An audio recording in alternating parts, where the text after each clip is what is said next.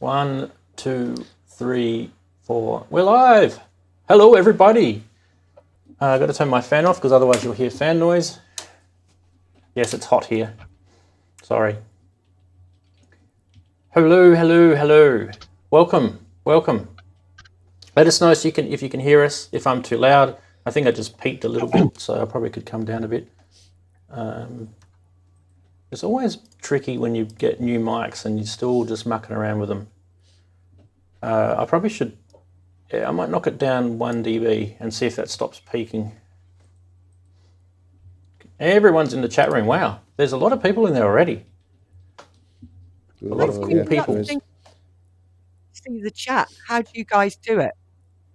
How do we look at the chat? Yeah, I just have like another tab. Another window open because I've got multiple monitors here. So if you don't have multiple monitors, you can actually use like your phone or an iPad or something, you know. Andy's got a trick, haven't you? Andy's doing a trick where he's got. Oh, the pop out. I just have Google. Yeah, I just use the pop out chat. If there's on the chat, there's 3 little dots, vertical dots, in the top. If you click on that, you'll get pop out chat, and it just brings the chat out as a box. So I closed down the Google Chrome page with YouTube on, and then just move the chat over onto my main screen, which has got this vMix page on it, so I can see that. So I cover myself up with the chat, so I don't have to look at my ugly mug, and then I can just type it. I can see the comments coming through. It's quite convenient, but that's on me. You know what we should do in this show, guys? I reckon we should just do like a live stream just full of filter sweeps. That'd be good. That'd be very funny. We'll just plug all our you've joined a very elite and select club there. Yeah. What happens if you take that down? Well, I might get you might get a copyright strike that'll set the synths up in some audio that you might, that someone else has. And God forbid turning one on. I was going to say, if you're going to take your blue sheet down, the whole house falls apart or something. I didn't know what you were going to say just then. He's tunneling to next door. He's extending the studio into next door's bedroom. He's got to make it bigger somehow, doesn't he? It's 7 foot by 7 foot, and it's not even 7 foot because the desk here takes up 2 foot of it. And I've got a window on that side and a door on that side, so. Oh, you don't need them. Well, I'm building around them. That's true. But it's good to have you. It's good to have you back anyway, mate. About your rant the other day, I got copyright claimed on a sine wave quite a while back. On a sine wave, unbelievable. I did. That's a sine wave at 432. And I got a copyright on that. From whom? Yeah, I can't remember who it's from now. Well, I don't know. It'll be one of those. Be one of those two that I mentioned, Warner Brothers or Sony. It'll be one of those two. They're the common ones. Well, I got one from Fox, which took my whole video down. That was ages ago. It was Into the Void because I used alien footage, but which is really ironic because you can just go on YouTube and find the whole film on the thing. But because I had a bit of footage, they took that down. Even though I did, I did mention it. It's in the listings now. It's not as if I was claiming it was mine either. Yeah, you're not allowed to do that. Like I say, it's just yeah. No, so that's okay. But other than that, my sine wave got pulled. Yeah, there's people talking about orders and problems with deliveries. It looks like it's still massive over there in the UK by the sounds of it. Go there. We'll explain later.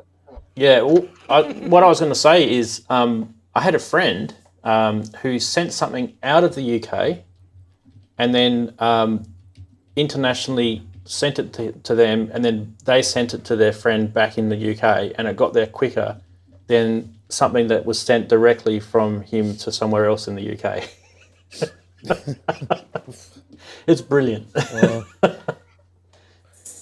Mine's still stuck in Frankfurt. I think it's the whole Thomann Brexit. Yeah, it doesn't sound like they've got it sorted out. If you guys can hear a little bell sound, that's my puppy doing it again. Puppy. It was on that video the other day. Hope the wife comes. Darren, what have you got coming from Thomann? I've just got some construction bits. It's not anything like it's not a synth or anything like that, so I'm all right on that sort of thing. I'll have to hold back until they sort the Brexit thing out. Well, I would. I mean, if you're aware that you're going to have to pay something extra on delivery, you have to pay the VAT. The prices on their website are low, but you just take VAT into consideration. It comes out at much the same. The advantage for Thomann at the minute is that they have stuff where other people don't. So that's the thing. Yeah, it's a also balance. Don't forget if it's over £135, then you've got to pay import tax on that as well to your career. It will be.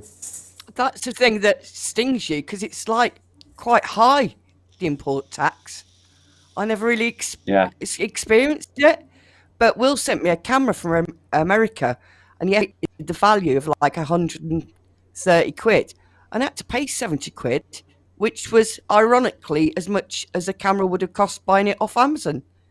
So, you know what I mean? Yeah, it's a dodgy one. I don't think the import taxes won't be the same as they are from the United States. They will be different. When I ordered 350 quid's worth of stuff from Thomann, and I had to pay £91 import, which actually equates to pretty much what the VAT would have been anyway. So when 91 quid, what, you know?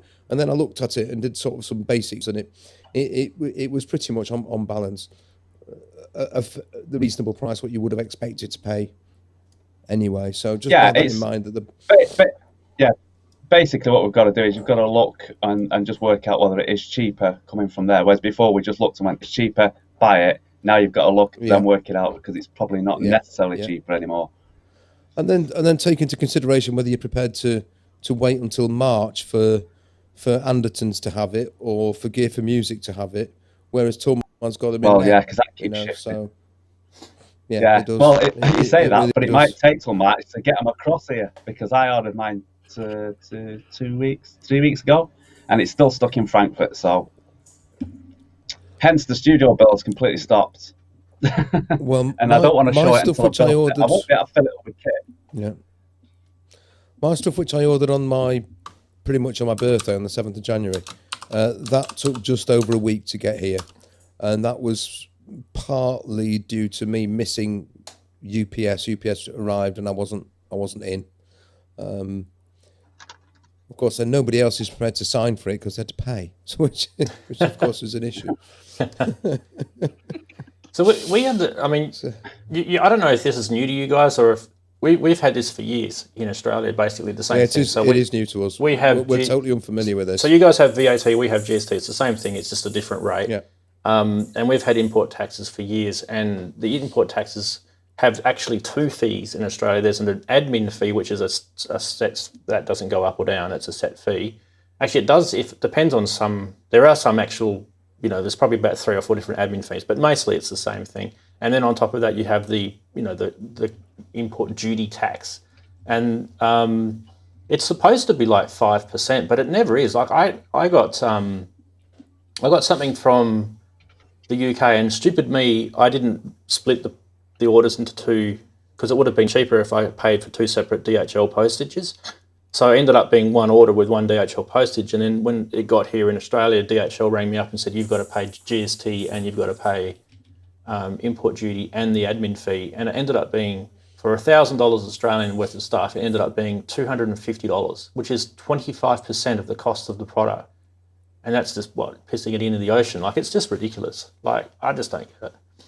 I don't get why governments need so much. They get money on GST, they get money on your income tax. They get so much money. They just, the whole reason I believe is to prevent people from buying things overseas, and you're supposed to buy it locally, but you can't get stuff locally. So what are you supposed to do?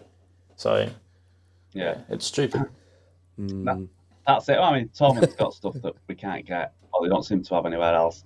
And Gear for Music is good, but the problem is every time you look on the website for an item, it seems to keep getting pushed back. I think they're having the same problem getting it into their store. Store. I know they've got one in Sweden, Germany, and in the UK, but they're struggling to get it in. I mean, I think it'll all calm down after about 6 months. I think everyone will start to get into a routine. But I completely forgot, you see, because I ordered stuff just at Christmas, so it came bang on within 5 days, and then completely forgot about it, and then ordered it just January the 10th or something like that. 2nd of January. And then went, oh, yeah, something like that, and then just realised it's something like, oh, I never thought. So, things you've just got to learn to live with. Well, I ordered my 2600, the Behringer one, through Gear for Music, and when I ordered it, it said the ETA was like the first week or second week of February, and now they've made it the second week of March, and they didn't tell me. I just was picking on that. Just nice for you to tell me, guys. I don't do it. I ordered a Xiola pedal. Do you know that Zoya pedal? You know, the effects pedal? Yeah.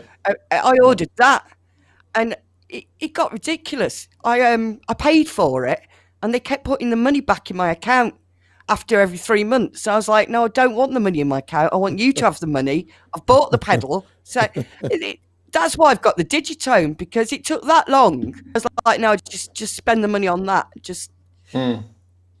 Yeah, do you know what I mean? I'll sort of spend it on something else. So it's annoying to start looking for things that are actually in stock rather than particularly what you want. Yeah. Well, that's it. Yeah. I didn't get what I wanted. I got a Digitone. But, Yeah. I think it was 9 months later that came in. Have you learned to love it, though, Inky? Have you learned to love the Digitone? Or is it still one that you go, well, all right?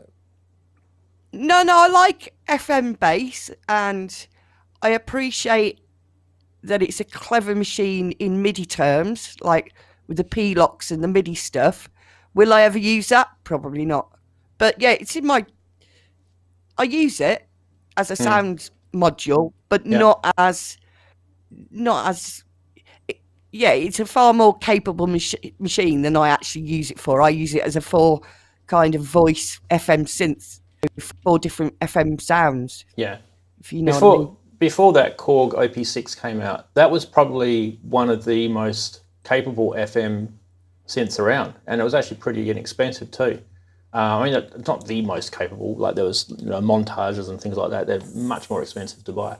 But now the OP6 is out. That's the one to go for if you really want to start twiddling knobs and getting stuck into FM. Yeah, this is only 4 operator, but then you've got the advantage of having 4 different voices. Mm-hmm. So you've got like 4 FM. Yeah, 4 times 4. Yeah. So. Which is cool. We are about a minute and a half away from me hitting the big magic button to start the show. Mm-hmm. So just warning you guys there. Wow, there's a lot of people in the chat room already. It's cooking. Nice. It's cooking. It's really, really humbling. I've got distracted because my lights aren't working. I've just noticed. You know when you notice something's not working and you're like, this isn't the time. After bloody studio. Some nice lights. I'm still setting my studio back up after recarpeting, and that was like late last year. So yeah, life gets in the way. All right, I am going to. What do we do? We'll count down 30 seconds, I guess, or so. I'm just waiting. I'm just watching a clock. It's at 50 seconds right now.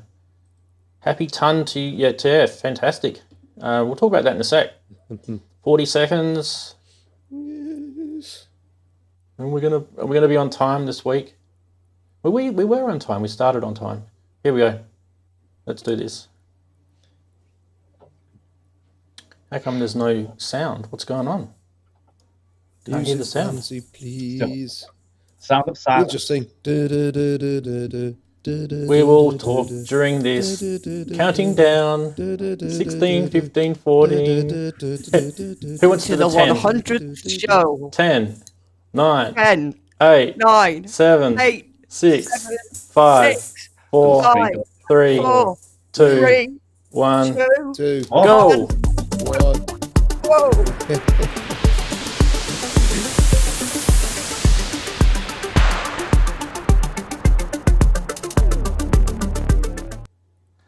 Hi everyone, welcome to another show, and it just happens to be some sort of reason that this is kind of a special show. I don't know if you've worked it out yet or not, but maybe, yeah, for some reason, I don't know how, but we've managed to get to 100 of these, and there's people still around, so, which I find quite bizarre.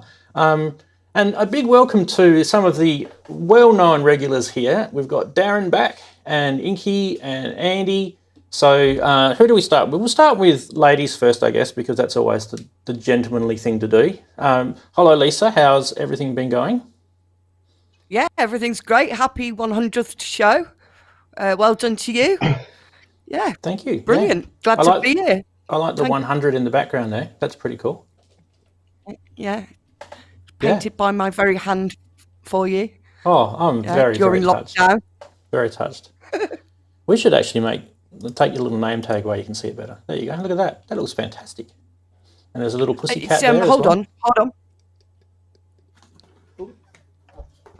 on. Oh. Can you see that? Glows up in the dark. Oh, Listen, look at that. It's for raving. It's glowy paint. Yeah. No expense spared there, Rand. Yeah. Now you're going to have to post it to me. And I'll get it next year sometime. Yeah. You can pay tax on it. Yeah, pay duty tax on it. All right, we haven't had this person for ages. Hello, Daren. Nice to have you back. Hello. Happy 100th. Yeah. Well, it's Happy New Year to you because we haven't had you since before the New Year, I'm pretty sure. Is that right? That's true. I've been in the chat, but not been on. Yes, that's true. So Happy New Year. Happy 100th. Happy 100th to the other two guests and in Inky. So, yeah, good times. Got to 100. Bet you didn't think that was going to happen, did you, when you first started? Nah. How the hell did we do that? It's crazy, isn't it? After all those glitches we used to have and not being able to get things working and the show going down halfway through and things like that. And now we're at 100 and quite a lot of guests watching. Don't jinx it. Don't jinx it. Chat. Oh, yeah, no, I've probably doomed it now. A bit like a doomed my studio. You'll get there. Just a quick one. There's been people asking. The reason why I'm not showing the studio is because I like to have it sort of finished. I'll never kit it how I want it because I haven't got the money to do that.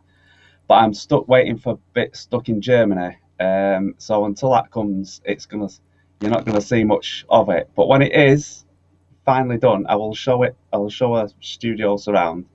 The kit won't all be out because I can't afford to buy the kit because I've got so many plans that they've overstretched my money and time. So yes, we'll see what's going to happen. That's the way, isn't it? We've all got plans like that. All right, I will move on. I've got Andy here, so we'll say a big hello to you, Andy. Nice to see you again. How's your week been? Yeah.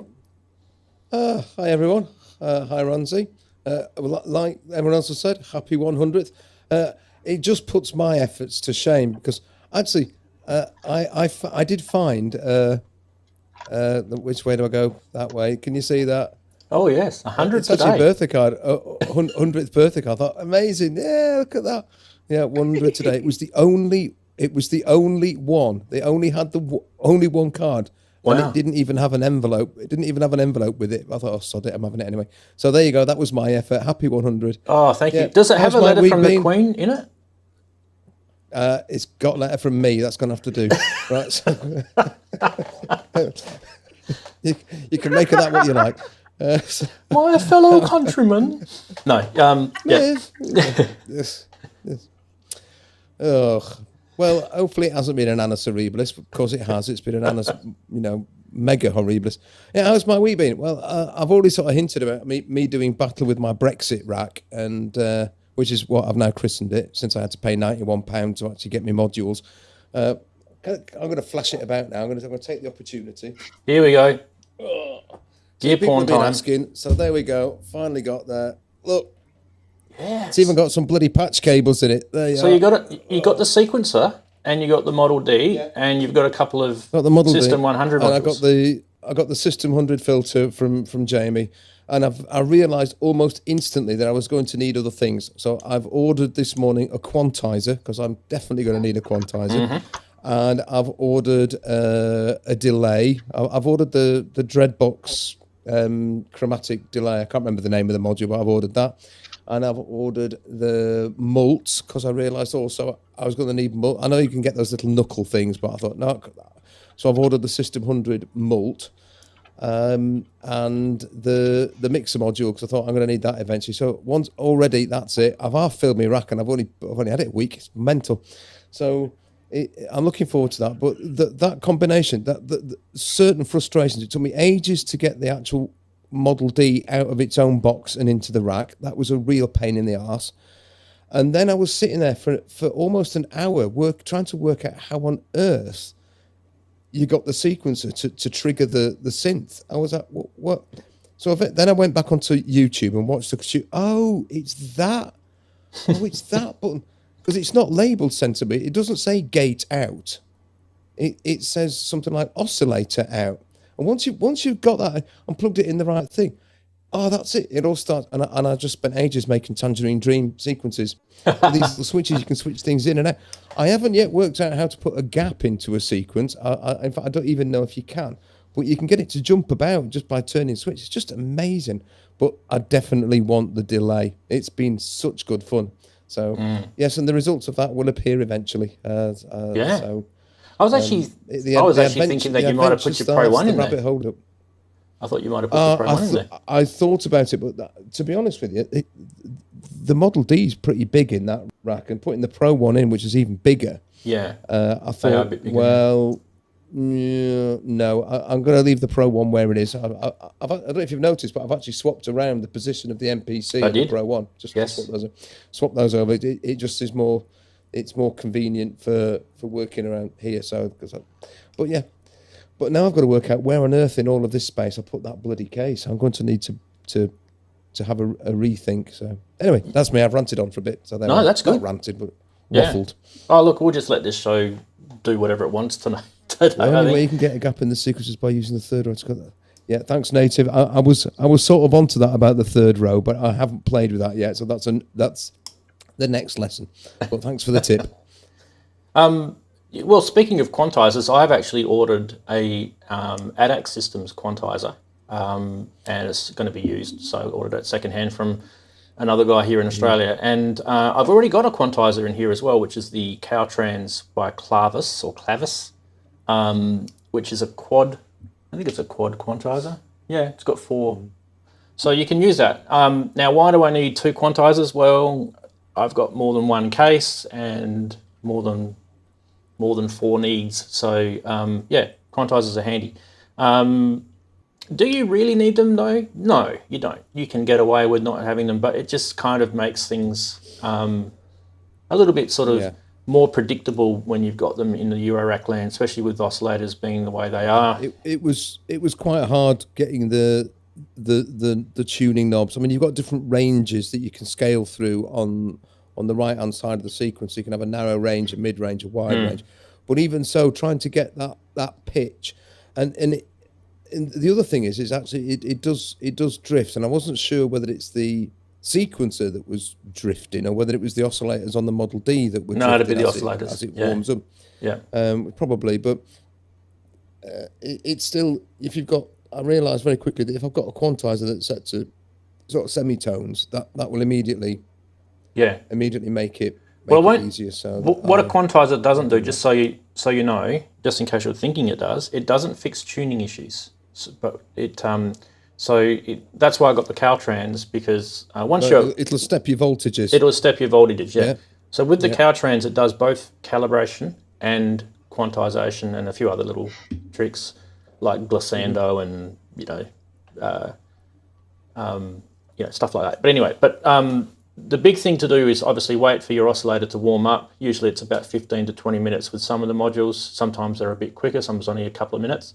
And then once they've warmed up, you run it through the calibration, set your quantizer up, and bang, it'll stay perfectly in tune for the rest of the session. So that's generally how it works with those sort of things. But yeah. By the way, that doesn't happen at all to digital oscillators. So this is kind of, us going back to the 70s and 80s again. I just thought before we go into anything else major, I thought we'd celebrate with drinkies. So a big cheers to everybody. Thank you to everyone that's watching right now on live, and for those who are watching on the replay who've been part of my channel some way or another. To get to 100 live shows is pretty good. Now, it's not like it's 100 videos or anything like that. I've been around a lot longer than that. But I thought we'd go through the chatties and say hi to all of those. Now, there's been a few nice messages so far, so we'll see if we can grab these. It might take a little while, so I'm going to start right at the start. Now, IP, cheers, mate. You were the first in, so you get the Guernsey this week, and then Native VS. Big hello to you guys. ASIO Head was next. Big hello to you, mate. Now, just to mention, all of these people that I'm mentioning, if you're new here, these are all regulars that come on the show pretty much religiously. So it's very humbling to have you all here. So those guys were chatting for a bit, and then we had Mega Mark, who's Mark from Australia. He's in Sydney, so he's up late. Big hello to you, buddy, and thanks for staying up late for us. And cheers to you. And then we've got Eduardo, who was on the show. Eddie, he was on the show just recently, so nice to see him in the chat. Axel Soft was next. Who else? Wagoo's there. Big thanks to Wagoo. He's just dropped £10 for the drinking fund. That's brilliant. Thanks very much, matey. Human Air is next. And then we have Sasquatch. Big hello, Sergio, Foxy Nirvana, the Electronic Composer, X101. Been chatting all week. It's been awesome. Brett Lemmings, thanks for the congrats. Who else? Wow, so many people. It's amazing. It's just so humbling. And Chris Bedford's there from Chris Bedford Studios. Awesome to see you. I know you said you were working or something, so if you've just snuck out to say hi, big cheers for you. Mike Delik's there, Chris, Future World. Hey? Chris is a security guard, so what he does for a living, he basically sits around, so he can do what he wants. So he don't, no, he's on his phone. Yeah. He doesn't have a proper job. That's not, that's like I get paid for watching TV job, isn't it? Feed up on the console. Future World Machines, big hello to you. JP Page 2. Who else we got? Burkett's there. Corrosive Abuser. Big hello to all of you guys. Wow, and it just keeps going. Keeps going. Wow. I'm going to miss someone in a minute. Mr. Mac, hello to you. Big hello. JX3D. Wow. And you guys have been chatting for a bit. I'm sure I'm gonna miss someone. I'm still scrolling. It's not near the end yet. This is when most people jump in and say hi because they know I'm gonna miss it. Who have I forgotten? Did you say something, Daren?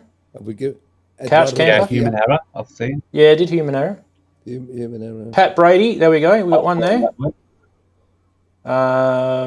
Getting right to the end now.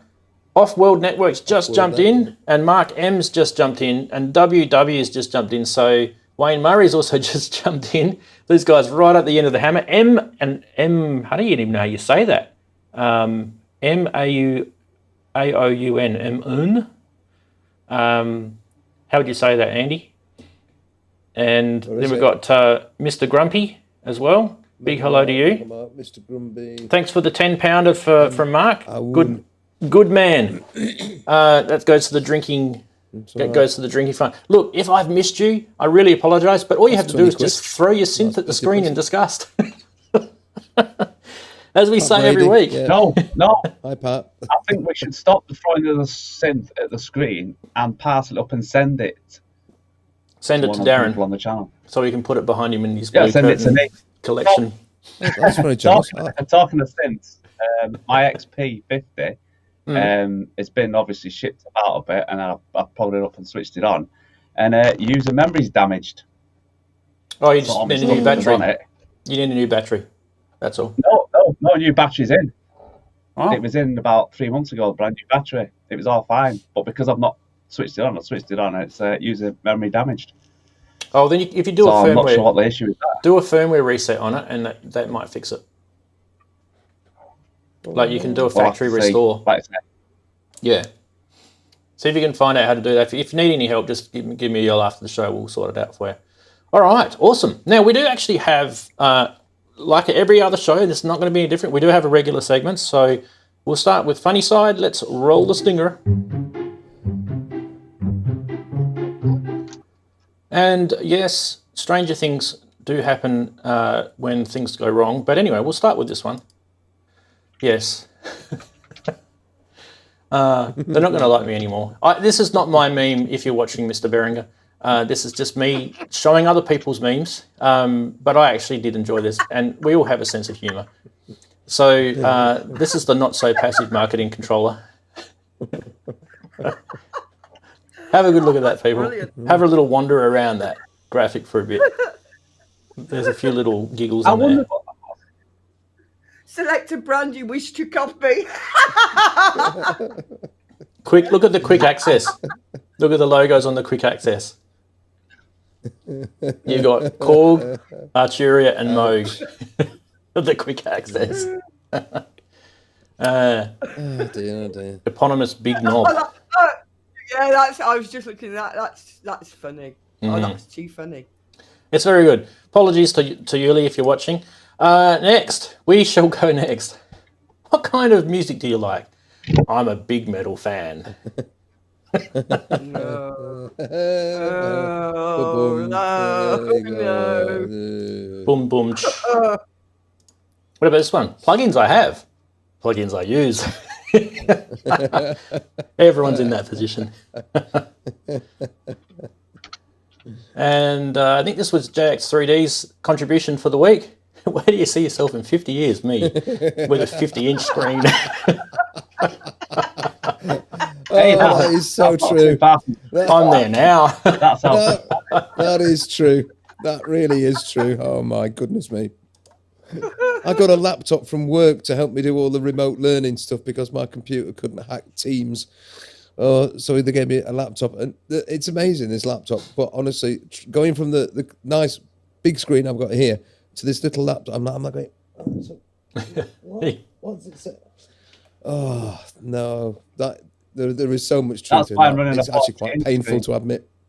I've got a few mates. Yeah, Daren. I'm hoping they're probably watching. So I've got a few mates that have got big 40, 50-inch screens, and they're not that old. They're in their 30s, so it's not uncommon. They just don't want to admit to having crap eyesight. That's what it is. Yeah, they don't need a screen. I think Magoo had a big screen as well, from memory. There you go, Daren. I'm running a 14-inch screen. I'm running a 14-inch screen here, and I'm also, when I'm on my door, I'm putting the making it bigger by 110%. Daren gets the old spectacles out. These are my reading glasses, and he's like, yes, I see. I think the button is there somewhere. These are my normal glasses. Magnified by 2 times. Magnified by 2 times. No wonder I couldn't see it. You have to wear them for the rest of the show now, Daren, so you can't see anything. You can't see anything anyway, so... All right, now, we've got a hell of a lot of news to get through. Now, I will warn you, the news, a lot of you guys have seen some of this stuff, so... but I think we need to talk about it. So let's go news.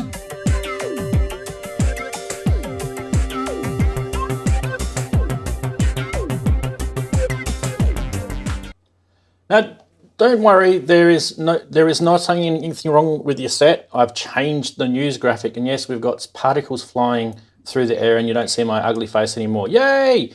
Look, there are some news things that you guys have seen through the week, but there may be some new things. Back on, maybe it's that. Why don't we start with this one? This is not a new Juno 60 that Roland are bringing out. This is a software version, so don't get too excited. But what's cool about this is there's already a Juno 106 in the Roland Cloud, and now there'll be a Juno 60 in the Roland Cloud.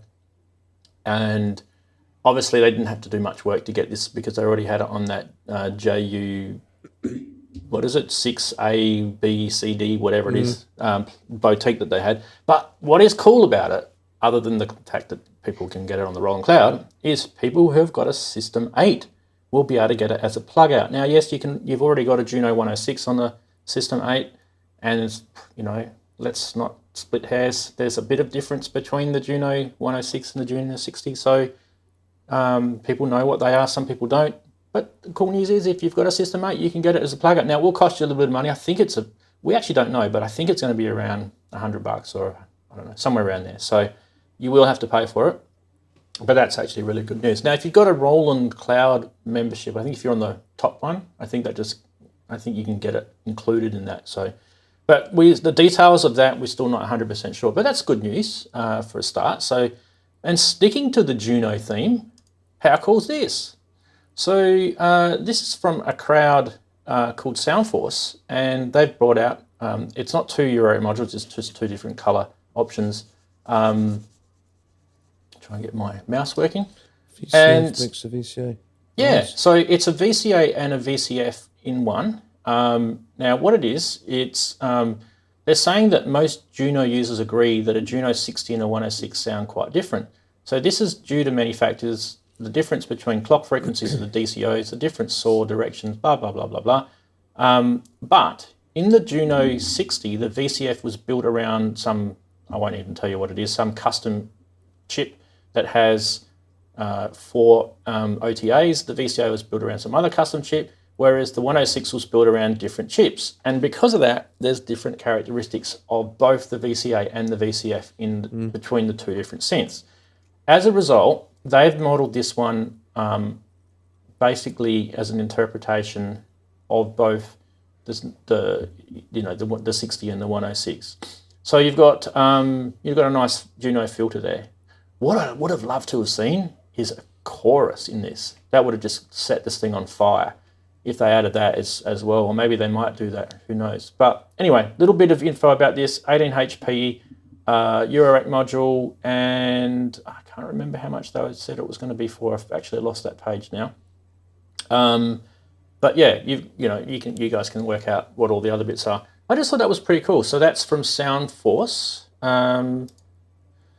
And I'm going to go to this next one. I'll go to you guys in a sec because these are things that you probably haven't heard of yet. So we'll just stick with this. Now, I've been kind of interested in this company, ADAX Systems, mainly because I just ordered a quantizer from them. But this is a new product from them called the VC Looper and the granular sampling. There's actually 2 modules there. And the cool thing about it is they both pair up nicely to give you a bit of a granular Eurorack sort of setup.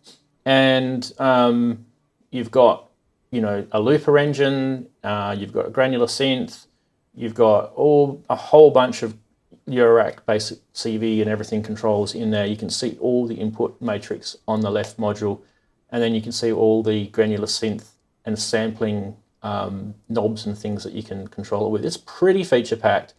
Now they expect these to be out around about March or late March, they're saying. I don't know how much these are. I think rumored around about the 540 euros, I believe, for both the modules, not just the one. So I actually think this is going to be pretty cool. I haven't got any audio demos, but once we can get that information to you guys, I'll put that on the stream as soon as we can. The next one I will have, actually what I do have, before we go on to the next one, what we can do is we can have a little look at the Roland. Hi everybody, and thank you for joining us for this virtual NAMM 2021.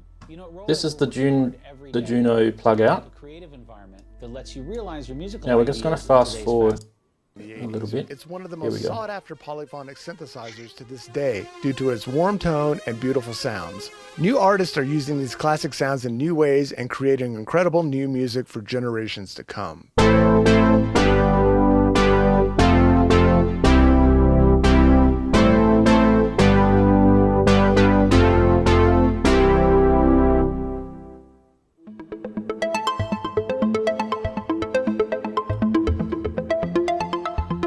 Now, in this video you can find on the Roland website under Roland Cloud. So I'm not going to go through it all. But one thing I will make mention of is a lot of those patches sounded very similar to the other patches, so I don't think it's anything to sort of go crazy by. All right, let's have a look at the Soundforce. Using the Alturia Keystep Pro. There's a familiar voice. Which is a sequencer. Hello, Mr. Alex. That's just borrow your video. And which you can combine with lots of gear if you have gear, or you can just use with VST instruments. All right, let's go somewhere. Where is it? Have you noticed what he's got in that rack there? He's got the Soundforce oscillator. Yeah, that's what I'm showing you. Oh, sorry. I was busy.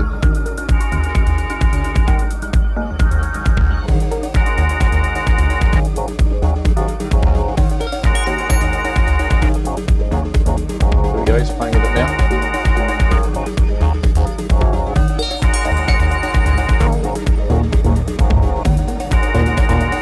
All right, before I get YouTube copyright strike from Alex. Sorry about that, Ramsey. No, that's fine. I missed the intro to that. I was trying to do two things at once. I better stop these videos from running because it's just chewing up my bandwidth while I'm doing that.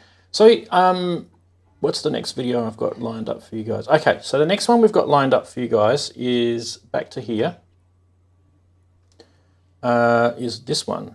Now, this we haven't really seen a lot of information about yet because Korg have just snuck the little sort of sneak peek about this, but I thought we'd bring it onto the show and talk about it a bit more because I think this is going to be a pretty cool thing. I haven't seen a drum machine from Korg for a hell of a long time. I mean, if you discount things like Electribes and that sort of stuff, you know, this is kind of a little bit different because this is actually an analog drum machine as well as digital synthesis and as well as PCM samples. So it's got a bit of the Electribe, you know, hybrid thoroughbred in it, but it also has, you know, some of its heritage in there from the old, you know, who knows if it's got mini pops type, you know, heritage, who knows, we don't know, but we do have a little bit, and I'm sure people who've been watching some of the NAMM videos would have seen this, but let's have a look anyway.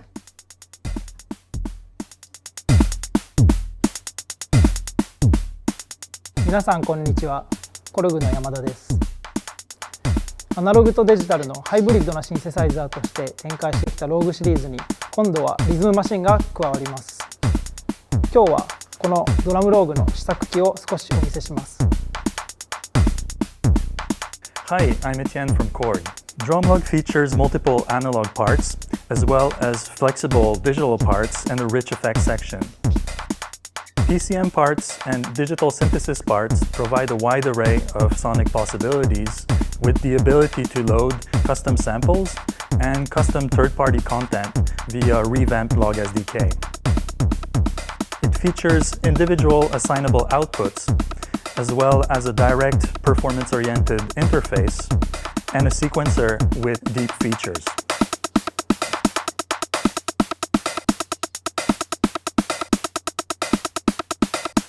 Love seeing those prototypes in the videos where all the electronics is raw and they're just really getting stuck into it. But there's a nice little graphic for you guys. Notice the little Volca type knob on the top right, almost the top right hand corner there, just underneath the big main. I think it's the volume knob, the master volume knob.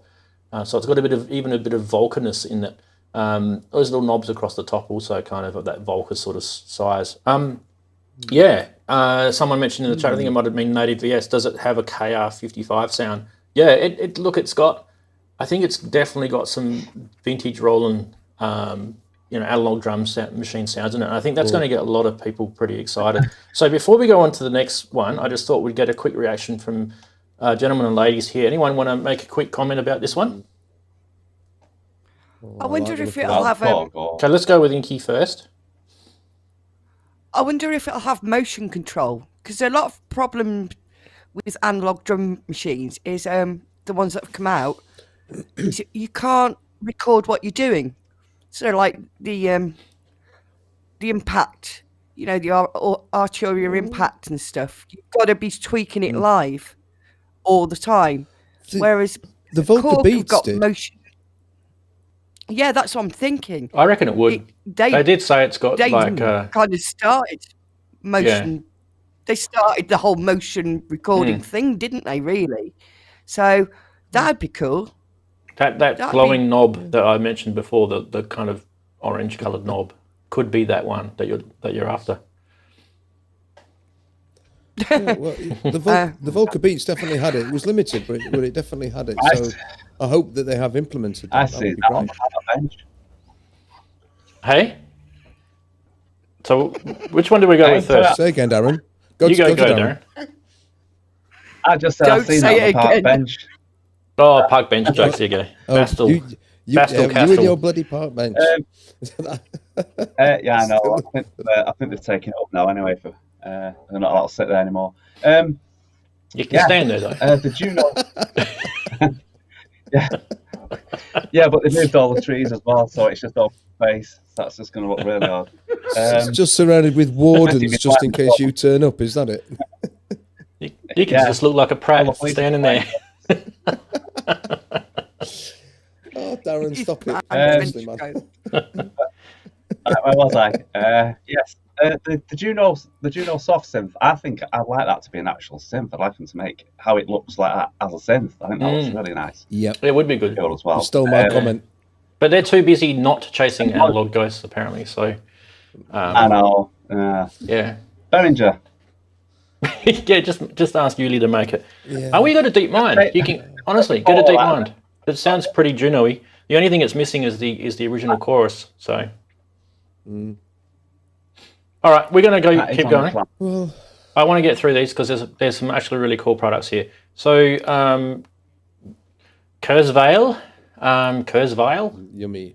I never ever pronounced that correctly, but anyway, got it pretty close. This is really got me interested. This is the K2700. It's brand new. You're not seeing an old thing. Why is this really, really good? Well, because it is based on the vast synthesizer engine which they've had in the old K2500 type, synths in the past. But what's really good about this, I've got a video coming up in a sec, is there's 256 voices of vast polyphony.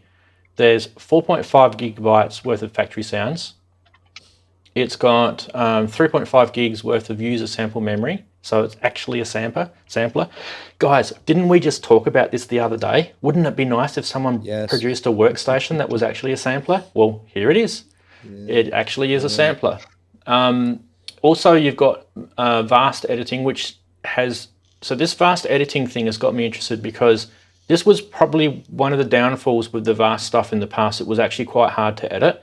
And they've got this new software which enables you to 32 layers per program, deep customized signal paths and a host of DSP tools, as well as new oscillators, filters, and FX. So they've added new features. It's not the old vast system just rebranded. It's got a whole bunch in. But also it has a 6-operator FM engine in there. And you guys can see on the graphic, you've got that to the left of the LCD screen display, you've got that sort of mod knob and slider sort of matrix thing. That is where you can edit some of the FM stuff in there, and it displays on the screen what you're doing. So you're actually also able to load original FM sysx files like Yamaha DX7 sysx files into it, which makes it really, really cool. It's also a virtual analog synth as well. So I don't know if you guys know about the vast engine, but it's actually a proper virtual analog. And I don't know, I've always thought this virtual analog synth has always been, like the 2500 for example, has always been one of the better ones in terms of just the way it just has a really nice sound. But what is even better about the new one is they've improved things like anti-aliasing, power-shaped oscillators, new DSP processors. They've got this thing called a mythical VA1 concept synth in there. You've got KB3 tone reel organs. It's just massive. It's huge. It's actually really, really big, and it's not even that expensive. So how much is it? Just let me grab that for a sec. So I'm just in the middle of getting this geared up. I'll tell you. Just have a little bit of that and I'll get you the price. Unmute, Rans. You muted. Take a drink. It's your 100th birthday. You're allowed to have a drink. There we go. I can't find the pricing on it just off the top of my head. Sorry, I forgot to write it down. Someone in the chat may have mentioned it. Did anyone mention it in the chat? No, not seen. I was watching. Maybe they haven't actually released the pricing on this. But anyway, it's going to be dear. It's going to be a workstation sort of level price. You might be, might be 2,000 US. I don't know. I'm just guessing. Might be 3,000 US. I don't know. But anyway, it'll be worth every cent for those who kind of need like one of those sort of kind of synths that do that. Can I jump in on this one, Ramsey? Yeah, I was just going to say before you do that, just as you can see with that video, there's a lot in this synth. It's not like one of these rebadge type stuff that you see for all the time from the other synth makers who are just rehashing the same thing and slightly tweaking it. This is actually a really, really new concept synth, which I like. Andy. 2,000 Dream On from Wagyu. Yeah, I think I was being a bit optimistic, Wagyu, when I said 2,000. I was thinking £2,000. It may be well be more, but absolutely everything about this makes me go slightly gooey around the edges. The Kurzweil name has long since been one that it's just been the thing of dreams. I'd love to own one. I don't think I'll necessarily ever be able to afford one, but I might just go, right, I'm going to save up for one of these because it looks amazing, it sounds amazing. I'm sure it'll be quality all the way through. The keyboards, I mean, the Kurzweil always put great keyboards on their machines. So if you're anybody that's a pianist in any kind of way, you'll appreciate it. I really would cheerfully give house room to one of those. It would tick all sorts of current boxes and all sorts of nostalgia boxes all at the same time. So yeah, a definite sort of desire from me. Yeah. Speaking of the keyboard, there's a nice graphic showing the keyboard there. Yeah, beautiful. The whole thing is just beautiful. What is it? Because fully weighted keys as well. There are other workstations. Yeah, there are other works. It'll be hammer action graded and all sorts. But the other workstations look amazing, like the Roland Phantom 88 note. It looks great, but there's something about that's just got a balance and a symmetry, and I just think it's beautiful. I can't help myself. That ticks all my aesthetic boxes in so many ways. And it's got the ribbon as well. Oh, yeah, absolutely. Yeah. So you can go Except wibble. You don't like them, do you? No, I don't. I wish they'd put a nice joystick on it, but we can't have everything, can we? Yeah, the only negative thing I'll say about that is the mod wheel and the pitch wheel is up the top. Yeah, but it is an 88 keyboard runs. It is 88. It's where your hands go. Yeah. Exactly. So it's a real player's keyboard. This one. Anyone else want to make a quick comment on that one? Nope. Okay. Very nice, very expensive. It will be, Daren. Yeah. I think a few people were saying it's going to be a lot more than what I suggested. Okay, it doesn't matter. It's going to be whatever it's going to be. It's not the end of the world. Right, now, there's more. And I've run out of news buttons to press because there was so many. So we're going to go with this next one, which is this kind of cool little Eurorack module. And I've lost my page now where I had that up. God. The Poly, it's like a DSP effects engine for Eurorack, and it's based on a guitar pedal that people may already be aware of. I've just lost my page now. This really sucks. I've literally closed it. Okay, so it is PolyFX Hector, all Bebo and digit modular power in 30 HP with MIDI and CV input output. So basically the Hector is Bebo and digit in Eurorack. It's going to be crazy. A Eurorack system is already modular synth, and now you get a full modular synthesizer in a modular synth. Inception of modular synthesis has just started. So it's basically, it's got mutable instrument ports firmware in this, and I do have a little video on the guitar pedal version of this, or the module, I shouldn't say guitar pedal, the module version I should say. Do you want to just have? We'll just have a quick look at the video because I think it might actually be. It's not the Eurorack module that we're seeing, but hopefully, if I can play this, it will play without ads. Here we go.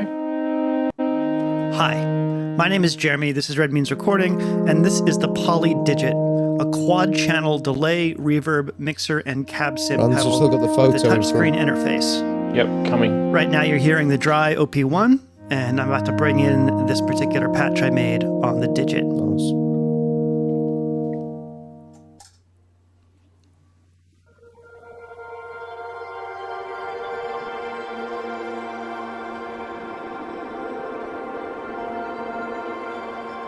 In this patch, I have the in going into a looping delay with an LFO, manipulating that looping delay. I have a foot switch set to turn the looping delay on and off. And then I have the ins going into a granular processor, into a parametric stereo EQ with a foot switch to turn that on and off. The right foot switch bypass. All right, we'll end it just there, but you can see that thing that Jeremy was using is basically the brains and guts behind this, and you can see this is the Eurorack version of it. Yeah, guys, I don't know if you guys have seen this or not, but a quick sort of reaction from this one. Anyone kind of perplexed at what this is? It's a whole bunch of stuff, if you're wondering. It's a whole bunch of stuff in a box. Do you have any idea how much it is? Okay, so price is TBA, we don't know. But if you do want to check out more information about it, you can go to polyeffects.com. It's available around March, April. And yeah, it's got several mutable instrument algorithms built into that, like clouds, plates, because they're all open source now. So you might have noticed that recently I've bought 2 mutable instrument clone modules here. I've got the Typhoon and I've got the Ranzoon. So the Typhoon is clouds and the Ranzoon is rings. So you can get all of that into one module, which that's kind of why everyone's kind of getting crazy about this. So instead of buying separate modules for all these single things, you can get this one and it does it, it's got a pretty big processor and stuff in it. Do you want me to move on to the next one? We've got more. We've got a whole bunch of Korg stuff to get through. Yep. Korg. It's Korg time, everybody.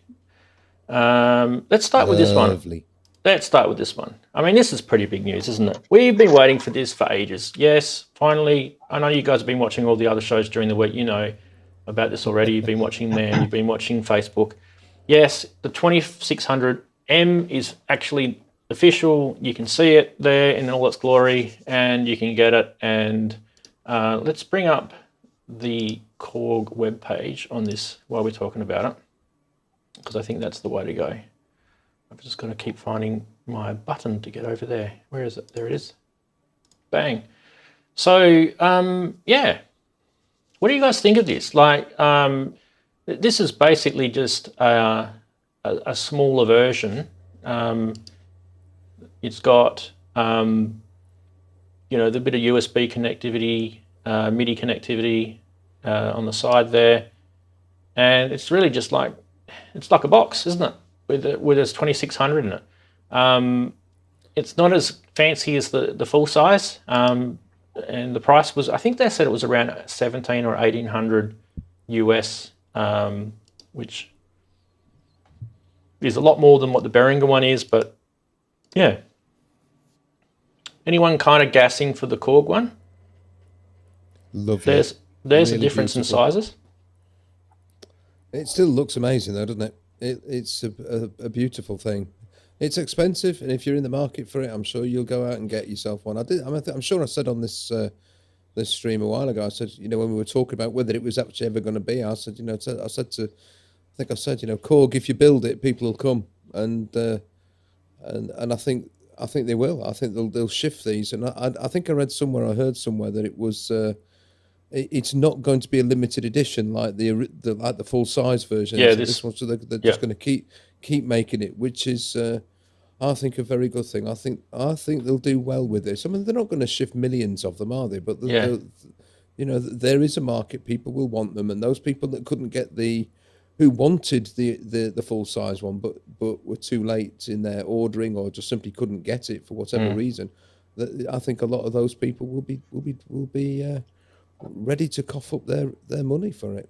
Now I don't know whether this is a big. If I had 1,700 quid spare, I might be one of them. This may not be a big thing to people or not, but I bought the Odyssey from Korg, which is the 80% size Odyssey, and it came with a really, really nice hard shell case, and I keep my Odyssey in there, and every time I pull my Odyssey out, it smells brand new. It's actually really nice, and those who have got the Korg ARP Odyssey will know exactly what I'm talking about.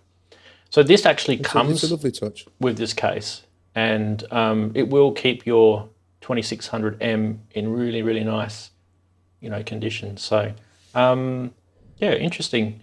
But yeah, no, I know we did see graphics where they had a keyboard controller with it. So is that not it? Is that keyboard that's sitting in front of it there now? No, that's just an El Cheapo micro key. Is it? Okay. Yeah, these are really cheap. You can get these for like 40, 50 quid.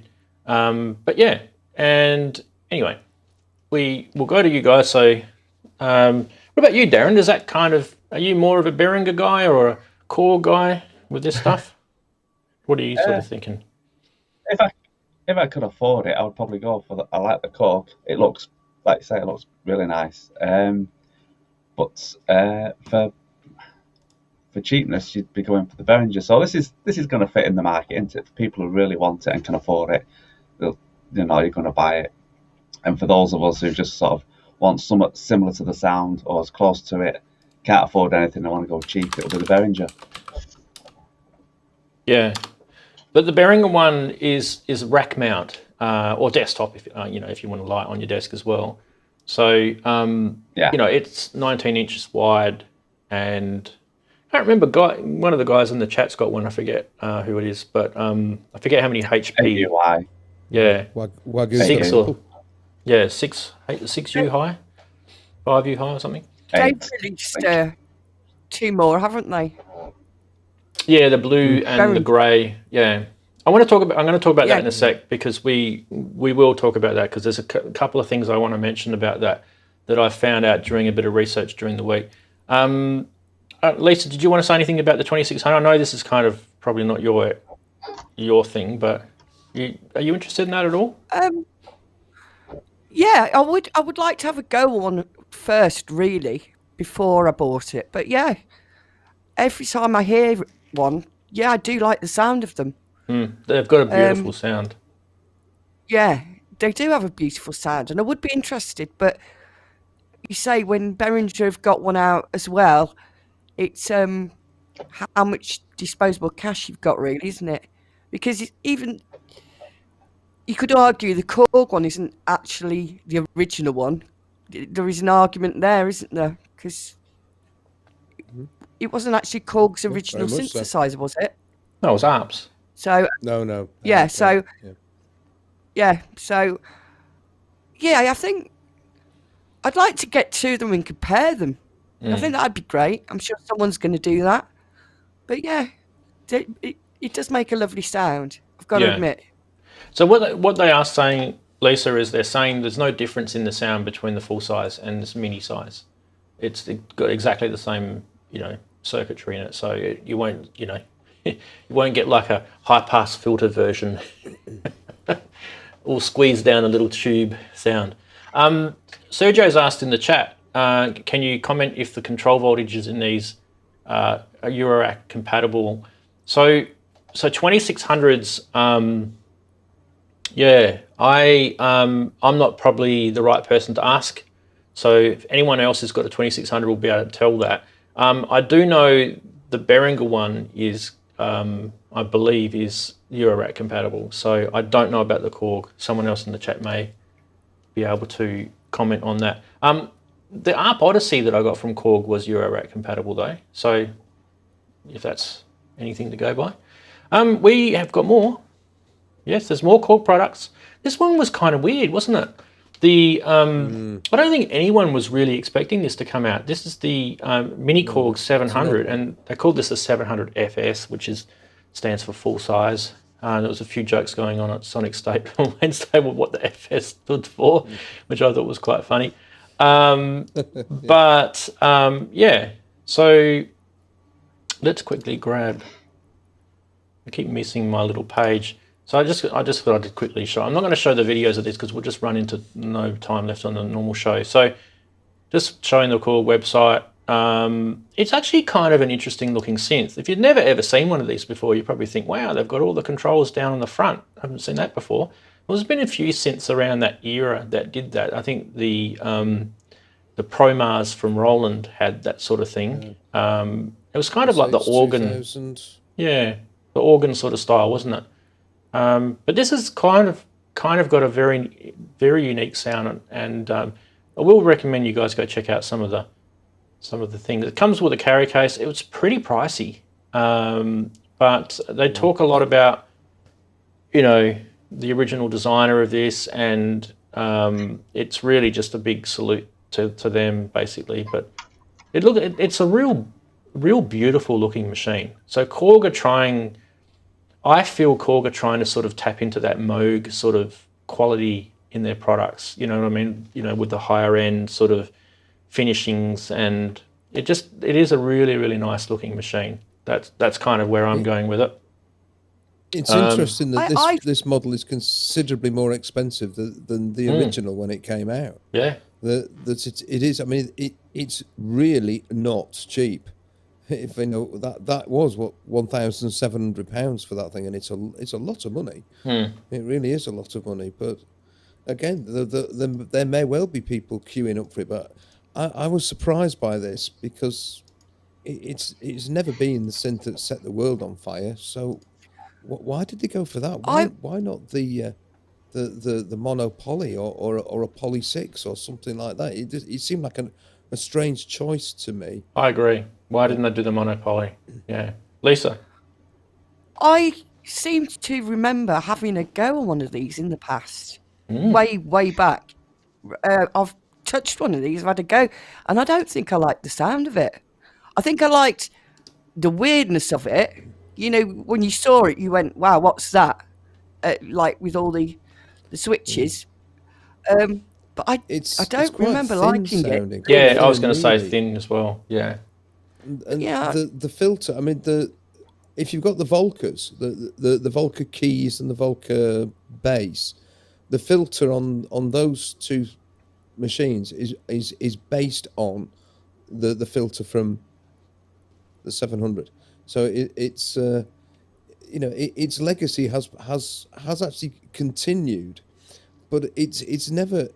You're never going to make it sound like a Moog. It has its own distinctive sound, and sometimes that sort of thin, nasally, reedy sound is actually quite nice in its own right. It doesn't have to be nasally and reedy, but it's not got the sort of oomph and balls that a Moog or a Pro One has. So. Yeah. Yep. Sorry, I forgot to turn to you then, Andy. I was completely distracted by getting us ready for the next one. Bad host. Bad boy. Okay, Daren, did you want to say something quickly before we go on to the next one? No, carry on. Alrighty. This one. Another one of these kind of formatted. So this is the third in this kind of sort of iteration. And I think one of the comments made on Sonic State was this seems to be their test format for bringing products to the market. And if it does well, then they might bring a full scale or a full size or a full keys or something out. And they did that already with the Wave State. They brought us like a 61 key version of that out, which is really, really nice with aftertouch, finally. But anyway, this is the Mod Wave. We won't talk about the Wave State. We'll talk about this one. This is the Mod Wave, and I'll just quickly go back over to my web page graphic because it's nicer looking. Yeah. I'm a bit confused. I mean, you guys can tell me if I'm thinking this wrong, but didn't we have Wave State and now we've got Mod Wave and they're both wavetable synths? I'm just a bit confused about why we've got two. I know this has got a cool little Chaos pad up the top. This definitely looks like it's got more knobs and controls. I could be wrong, but it looks like it has. Maybe they've just improved it. I don't know. Is it completely different? Yeah, it's the same size OLED display. The wave state, from what I understand, actually plays longer samples, doesn't it? Longer kind of samples as its synth voice. So you've got 4 long samples. And they're saying this one's based on the DW8000, aren't they? That's kind of where it's different, isn't it? Is it really? Yeah, it's based on it. So is it using those 16 waveforms built on the legacy DW legacy? Oh, right. So I've missed this one. This one's passed me by, and I was sort of a bit confused about it. Oh, look, I was as well. I mean, I'm confused by the wave state and the OP6, but I guess what's different about this is probably that DW. Maybe that's the sort of the way they're going with it. And it's you know, you're going to probably get similar sounds with both, I guess. But yeah, probably. Yeah. I mean, oddly enough, the micro Korg sitting down here, that actually has got all the waveforms, all the oscillator waveforms from the DW8000. So it's got those waveforms in it. But I've never ever managed to make them sound like a DW8000. Oh, that's because it's got the DW8000 was a beautiful synthesizer. You know, I've got a DW6000 which just falls short in so many ways. But the DW8000, they got it right. In fact, it was one of the first synths that had a digital delay in it, digital effects, so that it had a beautiful effects section. So I've always sort of burned a little candle for a DW8000. I'd really quite fancy one. But I didn't realise it was based on that, so I'd be quite keen to have a try with it, because just for nostalgia's sake, you know, I'm going gooey with nostalgia today.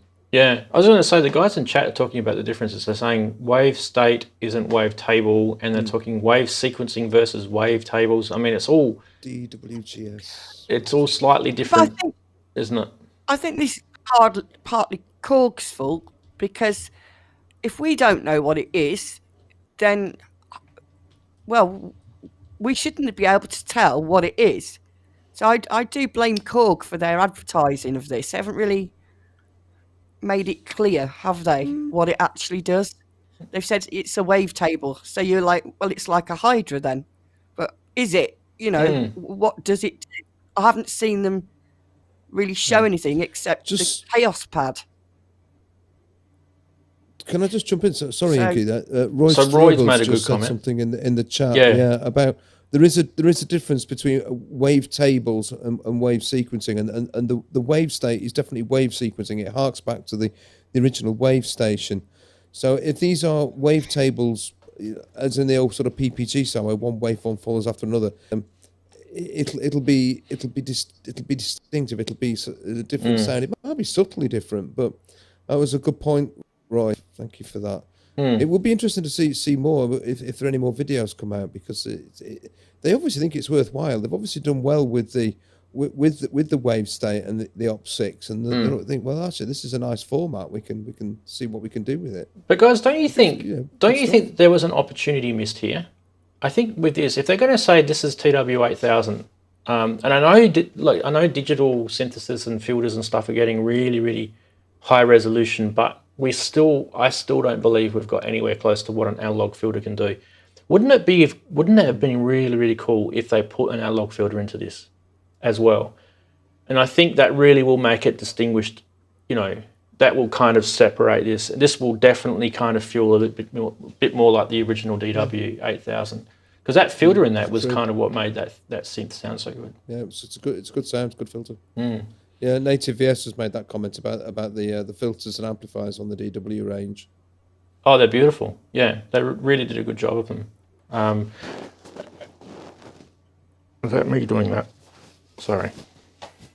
Gotta get used to this thing. This mic. Sorry. Right. Okay. Did we get to the end? I think we did. There was a lot of news, wasn't there? There was so much to chomp at. And I think, you know, it's one of those weeks where, like, I think there was one day where I was posting 3 or 4 synths in a day, and I'm like, wow, I can't keep up. It's crazy. So, yeah, look, so, you know, I can't really sort of go into much more detail than what everyone's already shown on previous shows about the Korg stuff. I just thought we'll bring our opinions to it. Look, I know I'm a little bit green when it comes to some of the knowledge with some of this stuff, but I'm offering the user perspective, I guess, is kind of what I'm saying. Is like, I'm not one of these like brilliant people that are up on all the products all the time, you know, who knows all the specs and things like that. I'm more like a general user. So that's the sort of opinion that we bring here. Okay, we do have one more segment. Should we play with this one for a bit? Oh, there's something interesting in this. You'll like this. Reverb. None of these are scams. Okay, so it says scammers on the graphic. I do apologize. It's not always scammers. But look at this one. Wow. PPG Wolfgang Palm Modular Synth. Super rare. 1975. $109,000 for this thing. $109,000. I have never ever seen this in my life. But if you want, I can just read a little bit about the... Wolfgang Palm is a German musician and inventor who is the founder and owner of Palm Products, PPG, and the inventor of and creator of various pioneering technical designs for analog and digital synths. He is widely acknowledged as the father of digital synthesis, and is the trendsetter in used computer technology in making electronic. Palm's interest in synthesis technology has begun as a keyboardist, blah, blah, blah, blah, blah. Right, now, I won't go into all that crap. He's just talking about his history.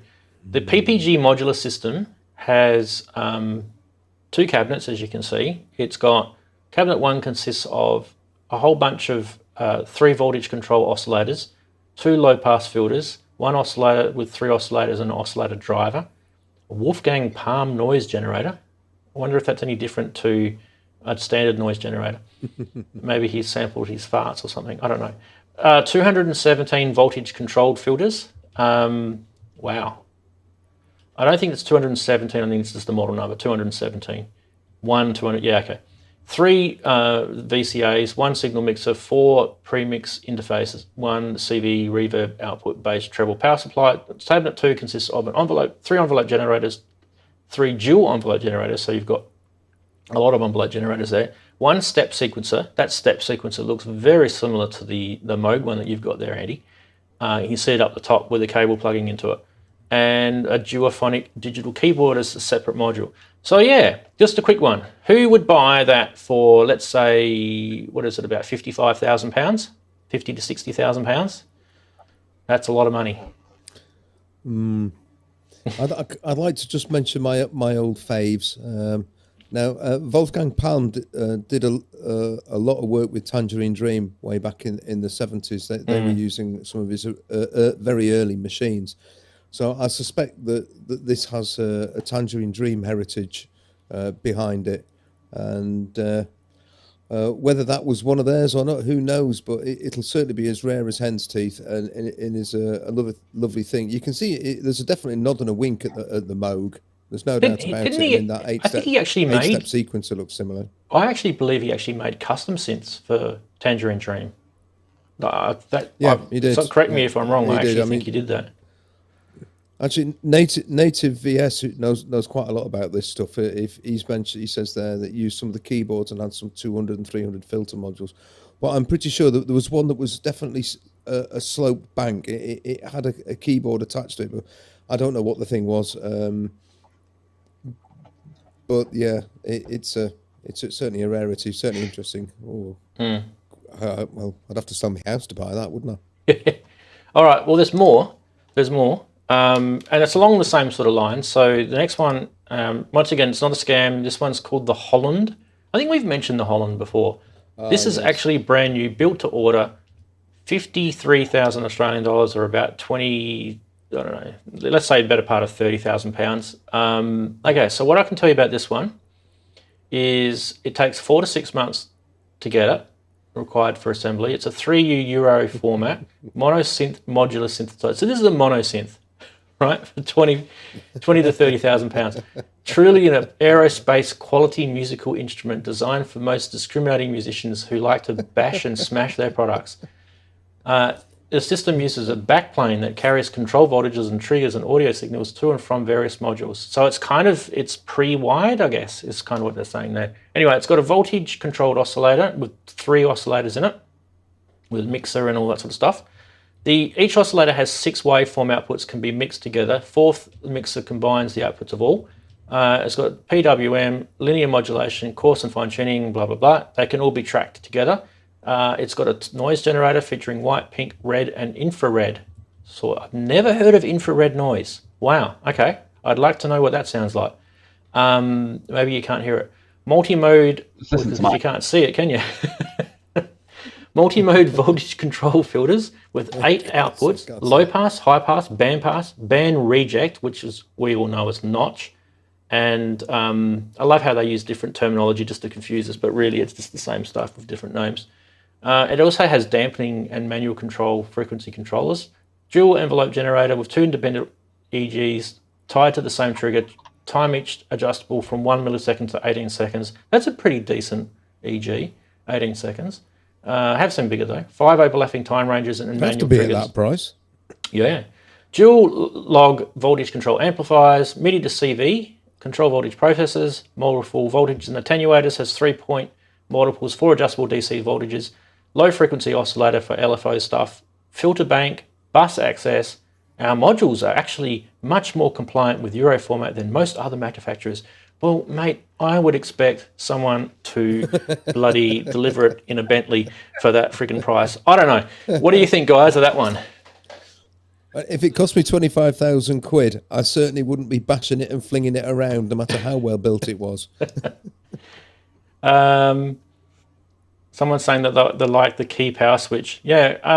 Does anyone in the chat have anything about this one? To be honest, for that amount of cash, you can buy a fully fledged studio. Yeah, you could. I've got one more. So actually, I think I've got 2 more. No, I've got one more that's kind of weird pricing. Here we go. This is the CMS Sirocco discrete synthesizer, the MC24. It's a modular system. Have you guys heard of this? Nope, I haven't. It's a nod and a wink to Korg, isn't it?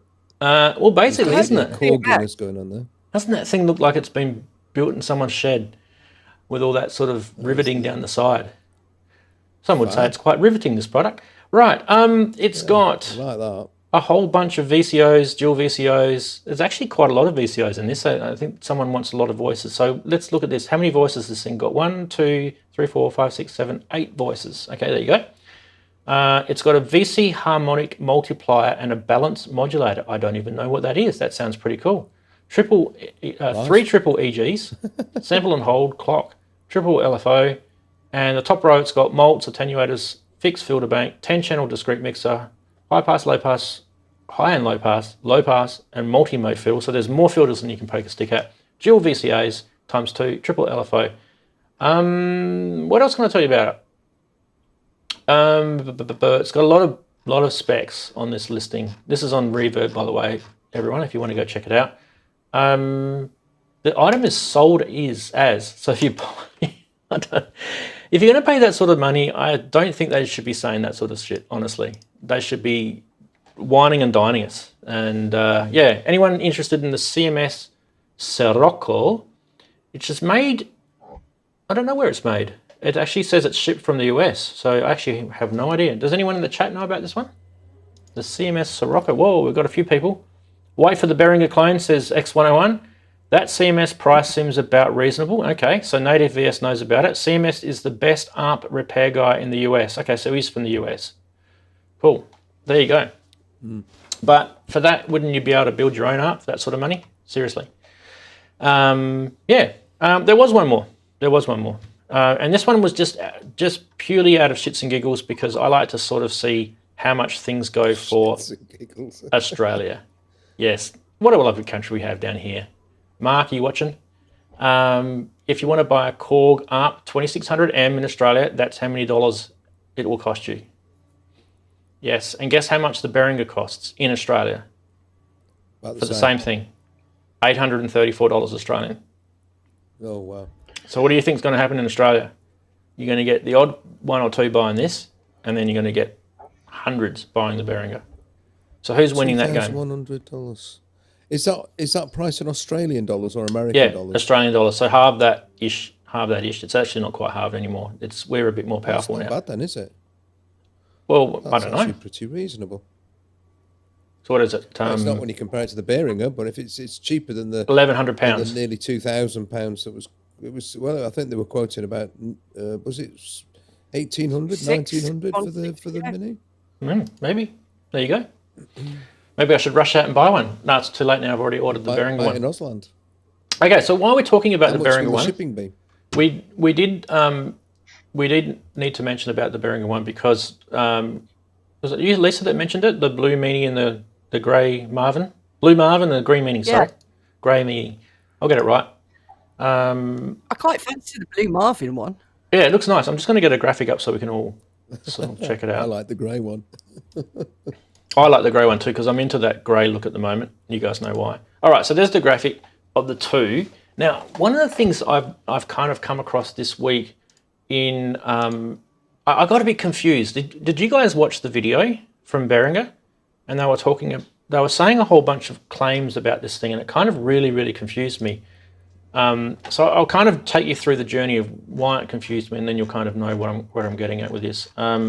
So in the video, they were kind of talking about how, sorry, this is the wrong. They were talking about how these two ones have got the same guts in them. Basically, it's just the color, but they've got the grey Mini written on the front and the blue Marvin written on the front, and they're saying that these are kind of being improved. And that's how they talked about it in the video, right? But what kind of threw me was, does that mean the black one that they've already released is not that good? And, we were kind of all getting a little bit sort of worried about, what does that mean with the black one? Does that mean... Bring reverb. Yeah, I'm going to get to that. So does that mean that they've not improved? Have they improved on something that wasn't working too well? So... it took me a little bit of digging, but so really all this has got that the black one doesn't is changeable color LED sliders and spring reverb. That's it. And obviously the colored face and the little name on it. So if you've already ordered a black ARP 2600, they're on back order at the moment. And many people are in the same boat waiting for these. Yeah. You're not missing out on anything unless you really must have a spring reverb, in which case you can just go buy like a $100 one as a guitar pedal and it will do the same job. Other than that, it's really not any different. All that sort of talk about how they've improved the electronics, what they were referring to was to the original. They weren't referring to the previous Behringer clone version. They were referring it to the original. So I know there's a few people walking around thinking, this is very confusing and it's not making any sense. Well, hopefully that's cleared things up. And that's why I brought it up right at the end, because it was kind of, it's not really news, is it? But yeah, I just think they confuse people with the way they talk sometimes. Not like they were saying anything wrong, because what they said was actually correct, but they just didn't clarify what they meant by what they were improving on. They just said it's improved. Has it improved on... This microphone is doing my head in. It keeps scratching. Sorry, guys. It's probably annoying the crap out of you people watching. So basically, Native's just made an interesting comment there, Hans, as well, but it says it doesn't say anything about using the better sounding blue stroke grey 2500 style oscillators. It doesn't. Perhaps in the very early versions... Yeah.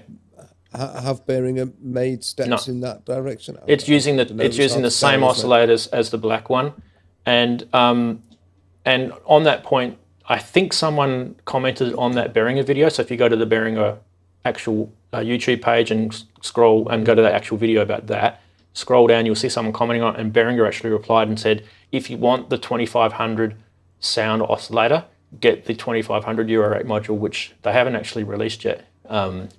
They've announced it, but they haven't released it.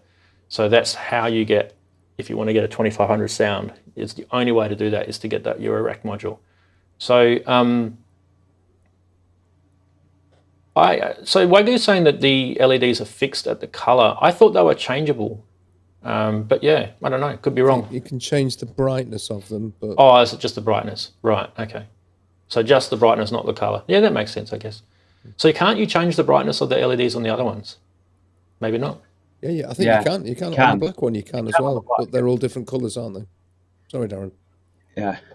Okay. Oh, sorry. Yeah. No, so the blue and the grey are all just one colour LED, aren't they? Whereas on the black, you've got the multicoloured LEDs on different sliders, and you can change the contrast. So there you go. Royce has said in chat, just sorry to cut you off there, Daren. Royce has said in chat, I own the Behringer 2600, and in the quick start guide, it mentions the blue Marvin edition, with the only difference being the spring reverb. There you go. See how confusing that marketing was? It was so confusing. Like, go watch that video. You'll know exactly what I'm talking about. It confuses the hell out of everyone. There you go. Depends on when you can get them. You can't. I ordered mine, like we talked about it pre-show. I ordered mine like December or whatever it was. You guys will remember when I announced it. And then they said it was going to be February, and they've changed it now to March. So, and I guarantee you it's going to change to April. Yeah.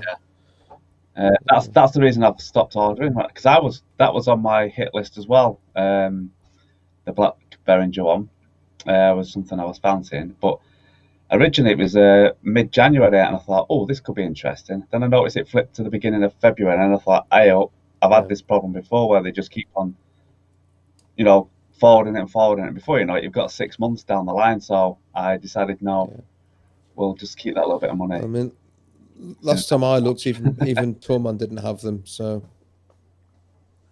yeah, theirs has jumped. I think it was 7 weeks, and then it went up to 12 weeks. I don't know what it is now. Yeah.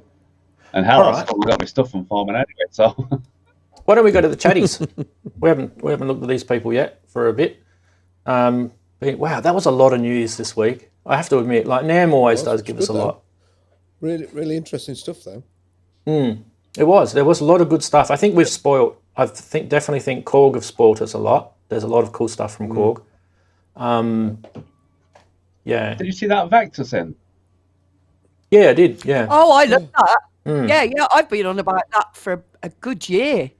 What's that? Jeremy's video, wasn't it? That we saw that on recently. The Jeremy Redmeans recording. Is that the one you meant, Daren? Yeah, I think. Yeah, that one. Right, yeah. I've been waiting for that to come out for ages. It was announced nearly 2 years ago. 2 years ago. Yeah, we announced it on the show ages ago, didn't we, Inky? It was ages ago. Yeah. I'm glad someone got their hands on it. It does look really, really good. Like, so I actually watched this, and I'm glad I can share this with you, because I can't share it with my family because they're like, stop talking about synthesizers. We don't care at home. So I can talk about it with you guys. So this is what I liked about it. Like, where's my little... joys of family life. Oh, yeah. Where's my little thingo gone? Hang on. I've got to get this back. Yeah, this is it. Leave that alone and just come.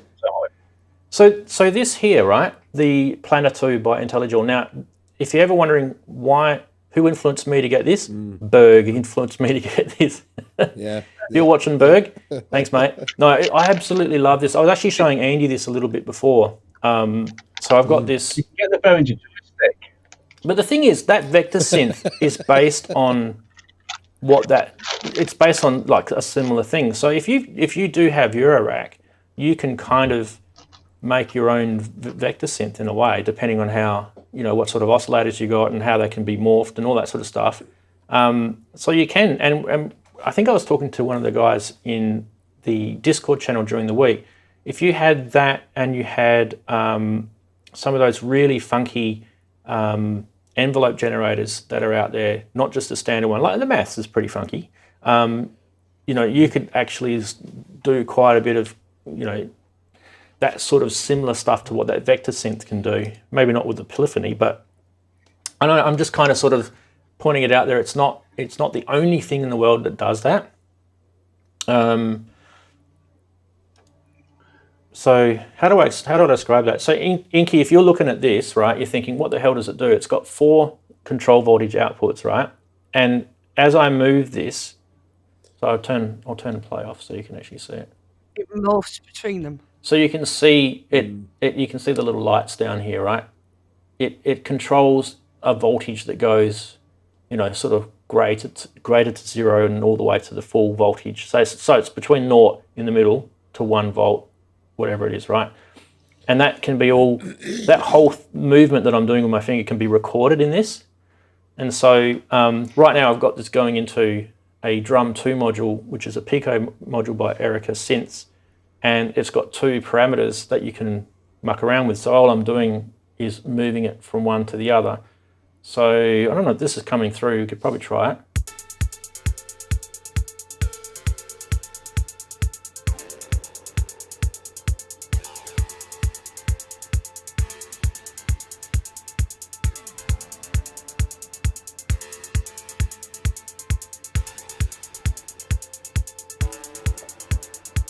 And so I can record that, which I did. There you go. So that's the sort of thing that you can do in Eurorack land. And it kind of, when I watched that video from Jeremy, it kind of reminded me, hey, wow, I can do some of this sort of stuff already. And I love that. I love that whole joystick thing. I think a lot of synths should bring the joystick back. I think it's a cool thing. Having some sort of X, Y, Z, you know, some people prefer the touchpad as opposed to the joystick. I actually love the feeling of joystick, you know, old computer days, having a Commodore 64 when I was a kid. Nothing wrong with the joystick. Well, yeah, it's a dope for joystick, isn't it? Not the best. Dope for joystick. Dope for? Yeah, the joystick. Oh, with the big knob thing. Dope for joystick. Yeah, the big knob. Big knob. Big joystick. Yeah. Yeah. Yeah. Well, talking of big knob, when he was pressing it, I was thinking maybe we can actually press some. Oh, you've actually got one. Big. So now you're going to cut out Lily's face, are you? How did you not actually say that originally, Daren? Honestly, how you could have sat on that at that point, I have no idea. That is just too funny. Oh, that's a bit. No, it was, but I was off camera. I got next to my Bastel, so. So I just I wanted to go to Lisa because she was going to say something, and then I wanted to go back to showing you what I was showing you before, so kind of half showed it. Yeah, go Lisa. No, I was only going to say, do you remember that Deep Mind app where you could morph between 4 patches? Yeah. That's the same kind of thing as a synth. I wish they'd made more of that. Like, I wish we could get a little joystick we could glue onto the Deep Mind and do that. Or even just having a to MIDI get one. Yeah, Yeah, that'd be cool. Because there are MIDI joysticks out there. Even like there's a guy that's converted an old Atari joystick to MIDI just with an Arduino. I want to go back to this because I wanted to show you something. So actually, I probably should mute the drums. So give me a sec. The drums are annoying me. All right, here we go. So that thing that I was moving before it actually sounds like this. Can you turn that up? Ooh.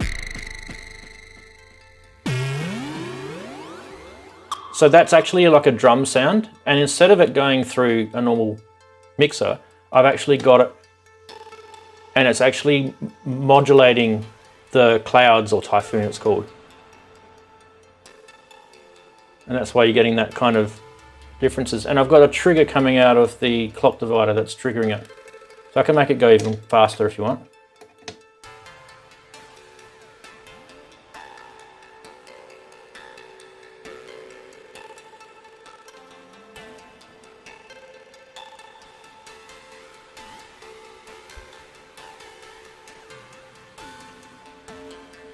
Anyway, just playing around with stuff in your Eurorack, and you can find these really, really cool things out just by mucking around with stuff. I mean, I had no idea what that in VCA did, and now I do. It's awesome. So there you go. Can I, at this point, do something very, very naughty, and just say to Daren how really, really glad I am that my BeatStep Pro came with purple cables of cables, which I could use quite cheerfully with my little system down there, because I didn't get any with mine. To buy any cables. I didn't get any with mine. I've loved them. They've been lovely. So Daren and I are in the same boat. We didn't get any. The only reason why I've got mine is because a friend of mine sent them to me. Yeah. Didn't you get Yeah, they cables? just went with like your that. keystep? No, didn't I get got any. cables with my. I got cables with my That's weird. keystep. I mean, No, I just didn't look get at any. them. No, I They're didn't fingers. These beautiful braided cables, and they've been absolutely Yeah, beautiful. yeah, The cables, yeah. Like the cables a which white, actually an orange, came and a with blue the one. yeah, the cables which came with the see, they just- 960 sequencer were horrible. They didn't work at all. They made right horrible noises, and as soon as I took those out and replaced them with the Arturia ones, it all worked fine. So thank you very much, Arturia, for giving me those with my I didn't BeatStep get Pro. a case though. I didn't get a little fancy case like you've got. I just got the wires, the braided wires. Oh yeah, honestly, that was in the box for the BeatStep Pro. The 14 cables, you know, for all the ins and outs of the BeatStep Pro. Yeah, because the BeatStep Pro's got it's got 8 drum triggers and 3 CV gate, so that's 6. So 8 and 6 is 14. Am I adding up in it? So Yep. yeah, got 14 cables. Was with it. Yeah. yours a black BeatStep? Yeah. Was it because it That was a might have been. special edition? I think at the time it was a special edition, and then it wasn't a special edition in the end. I think. Yeah, It's mine, like, what would you have, black mine came with. Well, I've Nothing. sort of took it, so I've got the BeatStep Pro there, so that's. Oh, yeah. you got the black one. Okay, I got a white one. There you go. Yeah, and it was slightly. But I have got something new. If you want to see that. Yeah, we'll do that. Unboxing. Go on, Darren. Yeah. Right, Oh, yes, exciting. unboxing. It's not an unboxing. It's Any ideas? It's an unbubble wrapping. I think you might like You this. bought a conductor's. It's the plan. You bought a conductor's baton. Oh yes, that's awesome. Oh, Yeah. Wicked. So that's Oh, now that's going to marvellous. sit. Does that have just one 3.5mm connection at the top of it, or is it got On 2? this? Yeah. No, it has USB. Oh, it's Like, USB. look, it's not USB. It's not USB, but it works on a USB cable. You can't put USB into it, Okay. which goes to module then. Yeah. So that's going to sit next to my touche, Smart. my keyboard, and other stuff. So that's the only thing I've bought. I got that before. That was my Christmas present. So I got that just before all hell broke loose in Europe. Very I've nice. missed something. I lovely. don't actually understand. I don't know what it is. Is it a power? Is it a power? it's a You know what it is? controller. Inky? You know. Power strip. Yeah. No. Think It's of a ribbon on front of controller. the high-def keyboard. It's a controller. Is it? Ribbon. Yeah, is it? Yeah. Oh, now I'm jealous. Me too. I didn't know Very you could much so. buy them. Me one. Yeah, I I wouldn't didn't know mind you one could too. get them like that. Yeah, it comes with the module. Oh. I'll show you that. But it comes with the module. Plug it in, and you've basically got 3-4 CV outs for pressure. Oh. Okay, so the module Ba- so the module has a USB connection on it, which goes into that, and that's how it communicates with Yeah. the ribbon. Okay, got you. Yeah. Because I thought when I saw those on Gear for Music, I thought there must have just been a little 3.5mm jack on it, and it talked via CV or something. But No, yeah, it's basically like USB, yeah, and right. you plug the USB cable into that, and that goes into the module, and then obviously you can put all your CV out from the module Nice. as you press it, touch it, move it. Yeah, I might have to get one of those. They're really cool. I have seen smaller ones. Like there's ones that are, probably only like 20 HP wide or something. So that one's a nice decent built size. really well. It's solid. It weighs a ton actually. Oh, dope for mate, good stuff. Yeah. So it's not overly expensive compared to some other stuff. Yeah. All right, let's talk about the 100 that we've made it to, because we kind of only briefly talked about. I'm still kind of just perplexed how we even got here. Have you got a clip of your first show? I do. Yeah. Oh, go on. Let's have a look. It's really bad. It's really, really bad. Come on, we can laugh now because it was before. and it's not now? Yeah, you could, I guess. Just give me a sec while I get it up. Sorry, I've lost my page. You guys can talk about something for a sec. Look in the chat room and answer some questions. When things don't work. Oh, if I'm trying to find something, it's really hard to do it. So do you know what episode you appeared on, Daren and Andrew? I don't know Andrew's. I can't remember what episode it was. It was a few in. It was quite a few in, I think. Because you told me about 19. I should get on at first. Was it 19? Yeah, I couldn't get on at first.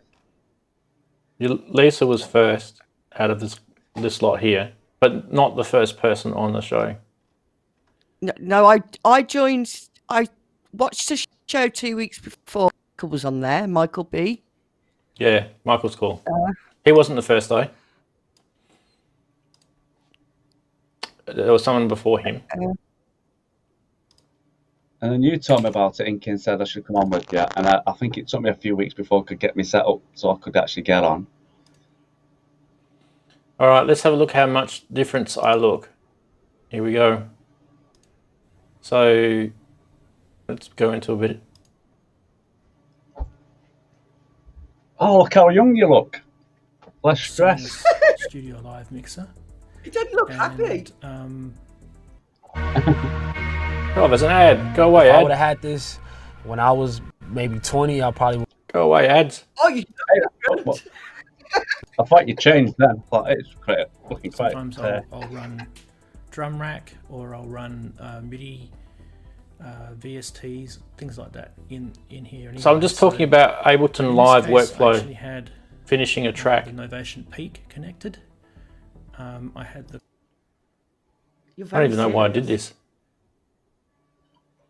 I think. So did you know? Well, my graphics haven't changed. You know, it's same graphics. Production songs. You know, people. All right, what episode was yours, Inky? Was it 12? They add other elements and other samples. 14. I don't want to. You don't want to? Oh God! Change it up, so it's not just. Well, you can. But I'm wearing the same dress. I think. And a hi-hat tapping away. You just don't. I looked like I was wearing the same shirt, so don't worry about that. Let me just grab it here. Oh no. I mean, you guys can. These are all on my channel anyway, but you know, no big deal. Okay. So this was 14 episodes in, and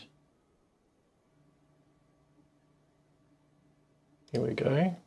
This is my old starting thing.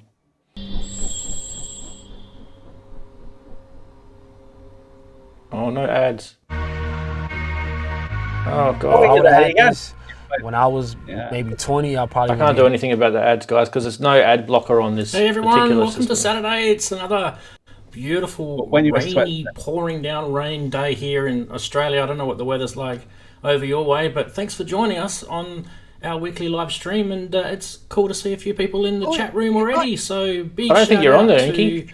Everyone in there. We've got hi to Inky. This is Renz. And also Michael.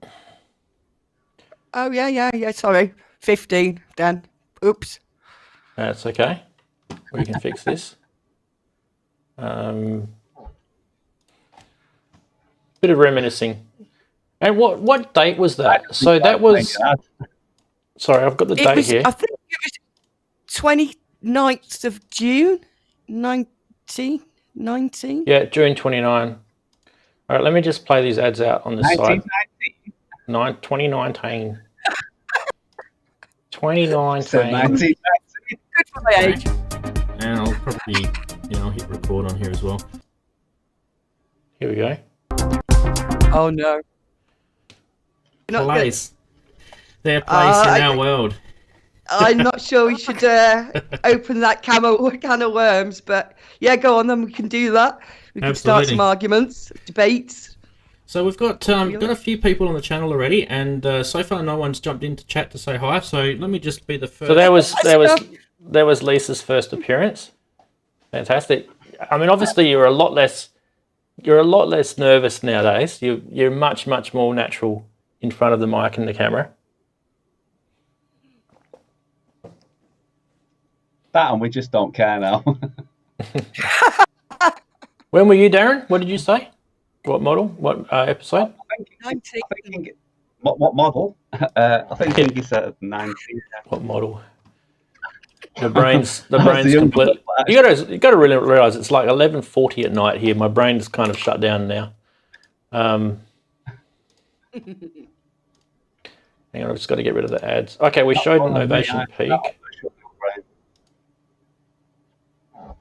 Oh yeah, Darren's on here. They start giving you, making it better than you ever have thought.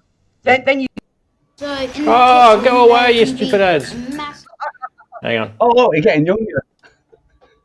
Go back. Start looking at those companies in the future over other things. Yeah. I think, anyway. Yeah, I agree. All right, on to the next news item, and this is something that let's see what we talked about. Some of you may have heard of.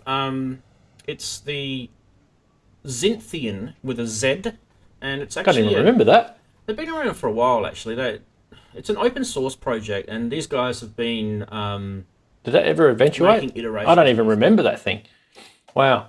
God, we say some stuff on here, don't we? My backdrop looks all right, actually. Do you remember when you first came on, Andy? I know it was a bit later in the piece. You're muted. Andy's muted.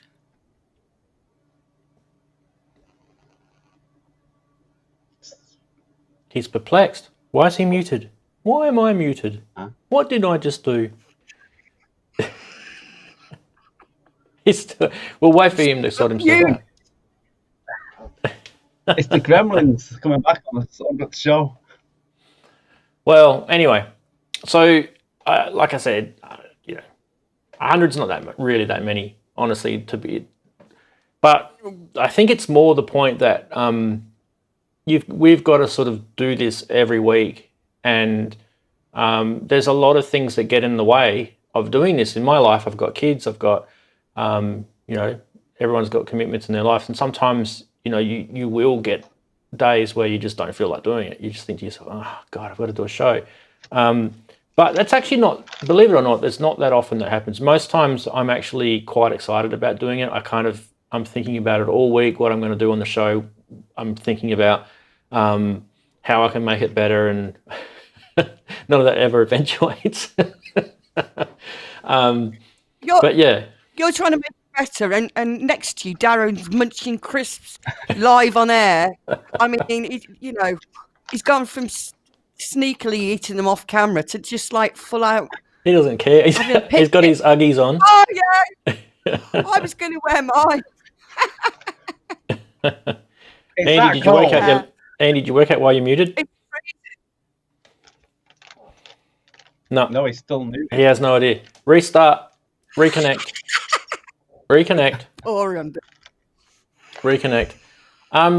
Yeah. So look, what I thought we could do, just over the next few weeks. There's probably a few that people would probably go back and watch. But was there any specific meme on Funny Side that really was your favorite? I mean, we show like 3 or 4 memes a week. There's a lot that goes. It's like 300 or 400 memes we've shown now. Was there any that really stood out that you guys, liked over the years? Was there a dodgy scammers price watch that we came up with that really shocked you? That I think Andy's favorite would have been that the Meth Addicts Pro one. That was pretty good, that one. There was a few. Anyway, Andy's coming back in, so he can't hear us. But yeah, and like Daren and Lisa said before, in the early days we had heaps of trouble at the start when we were doing this. We were running OBS Studio. I've talked about this before, but we were running OBS Studio. OBS Studio is okay it's a free piece of software, but it's not really properly supported. It's volunteers, and yeah, I just ran into heaps of trouble. I used to have Skype call, so these guys used to dial in through Skype, and we used to have to try and relay the audio. We had all sorts of trouble. Now it's obviously a lot better. We're using the same software quite a few YouTubers use, and I've had this software for years, and I don't even know why I didn't choose to use it at the start, but it's called vMix that I use to stream, and the callers that come through are on actually part of the vMix suite, so there's no Skype or anything used, so it makes it all kind of nice and just a little bit more professional. And obviously one of the most important things that we did, which was be about a year now, wouldn't it, that I improved my internet connection here, and seeing the video feeds coming through a lot clearer. We used to get really, really terrible, internet connections here. So, I mean, all these little things that happened over that last 100 shows, and it's amazing how you sort of just forget about it and you move on to the next thing. So, and the sound quality. And the what? The sound. The sound quality. Yeah. Yeah. Because I remember playing the was it the Juno synth, and I thought it was epic, but when I actually listened to it back, it wasn't. Yeah, so it sounded good to you. Speaking but of sound else quality, am I back actually? Can You're you hear back. me or not? Yeah, we can hear you. Oh, I don't know what happened there. I wasn't muted on my system at all. I don't know what happened. Yeah, the restarts fixed it. Do you remember what episode you came in on? Oh, it was beginning of May 2020. Right. Wave something. Can't remember the date. Wave something to do with the wave tables or was it the Argon 8? No, it was earlier than that. Yeah. I think around the first week in May time 2020, I think. Okay, let's Lockdown had been going for a bit. Let's see if we can find that one. I got the first episode within May, so you could be on it. There's no way of me knowing until I actually just chuck it in here and have a look. All right, let's see. What was the show title? This one says, Let's Talk Sequences. It might have been. No, you're not on there. Oh, hang on. Maybe. Inverted Pope says possibly 59. I can't remember.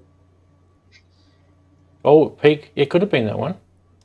Was it the Peak? Well, that rings a bell. Yeah, updates to the Peak. That sounds. That was April 25th. Oh, was it? Was it a week earlier? Oh, you're close. Oh, my memory. Let's see if you're on here though. First, could be you could have just been dreaming that you're on. Oh, the picture will be awful and the sound will be awful because when I went out and bought this microphone and a new camera to make it all. Here you are. Here we go. Everyone, first look at Andy on his first show. There he is. There's not many people on. There may not be many people on this show tonight because I've been told by Inky that there's another show streaming at the same time. So there's lots of stuff going on at the moment, isn't there? But I'm not going to stop just because they've all decided to take my spot. So I'm still going to be here. State your claim. That's it. Make use of it. All right, we're live, everybody. So say hi to everyone. There's a few people in the chat room. 888 Bergs there. Hi, everyone. Your video is definitely improved. Our price watch or any scams. I don't actually think you're... When I woke up one morning... Oh, go away, you little... bugger. Oh, my God.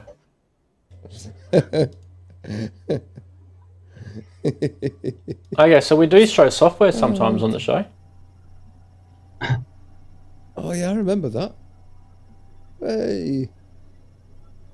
And what else? Let's see if I got into the... Did I get into the Novation? I think I did. I think it's to Michael Elliott. He sent you some up. Studio Live 1602. That's a Firewire mixer that I've used for years and years and years. And you can see, if I go back to my Mac, you can see that I've got that connected and I've got 16 inputs that I can choose from as an audio source here. These are all my audio. Here we go. Or you can generate a whole wavetable from that. So now you've got, that's basically someone's voice. So you can do that, and you can also... Wow, we talk about so much stuff on the show. It's crazy how what we sort of cover topics-wise. We go through everything, don't we? It's actually mind-boggling the amount of stuff we cover. I actually have trouble sometimes after each show. I've only been doing this probably religiously for the last 6 months. So I go back and I, you know how you on YouTube now you've got the sort of scroll bar and it can, you know, content sort of split up all the different segments of your video, and it does it all across the red scroll bar. So I've been doing that probably for the last 6 months. It takes me ages. It probably takes me about 30 minutes to do it because I've got to go through 2.5 hours of live stream and then split it all up into different segments. And usually the last hour is just us like free falling like we are now. So yeah, it's interesting though. So yeah, wow, 100 YouTube videos of us mucking around. Big thank you to the electronic composer for his $20. Yeah, big thanks for that. Yeah. The Aussie ads, yeah, I know that because it's all location based, right? Yeah, something that Google apparently this week threatened the Australian government to not allow us to have a search engine here anymore because we're talking about. We've been talking about it. I think I mentioned it about a year ago. The Australian government was talking about charging them or getting the media companies to allow them to be charged for using content that doesn't belong to them, which is kind of fair enough because they actually have their ads all down the side in Google search and they're making money on everyone else's content. And they don't, you know, it's like the biggest scam in the world going. People are making content and they're just getting all the money for it. I mean, right now, this YouTube video is making their money because, you know, it's not monetized, but you know what I mean? Like, that's kind of the same thing. And so people are sort of awake up to Google's monopolization. But yeah, interesting. As long as you're not filter. Say that? I said, as long as you're not filter sweeping. I'm definitely doing a video on that. It's absolutely ridiculous. Oh. How can somebody claim a filter sweep? Well, actually, we should all do, every one of us should do a video of a filter sweep the same day and release it. Yep. Or do same track. If we all just did the same track and everyone released it, who would they copyright? Well, their systems will go down. It'll crash Google. It'll crash YouTube. Right. Let's pick a day. Let's pick a day, Inky. We'll do. I think the idea, rather than doing a track, which is just doing a video of filter sweeps, and we all post them up on a specified day. Let's say, I don't know, right off the top of my head, the 7th of February or the 1st of March, and just call it filter sweep copyright claim or something like that, and see what happens. Yeah.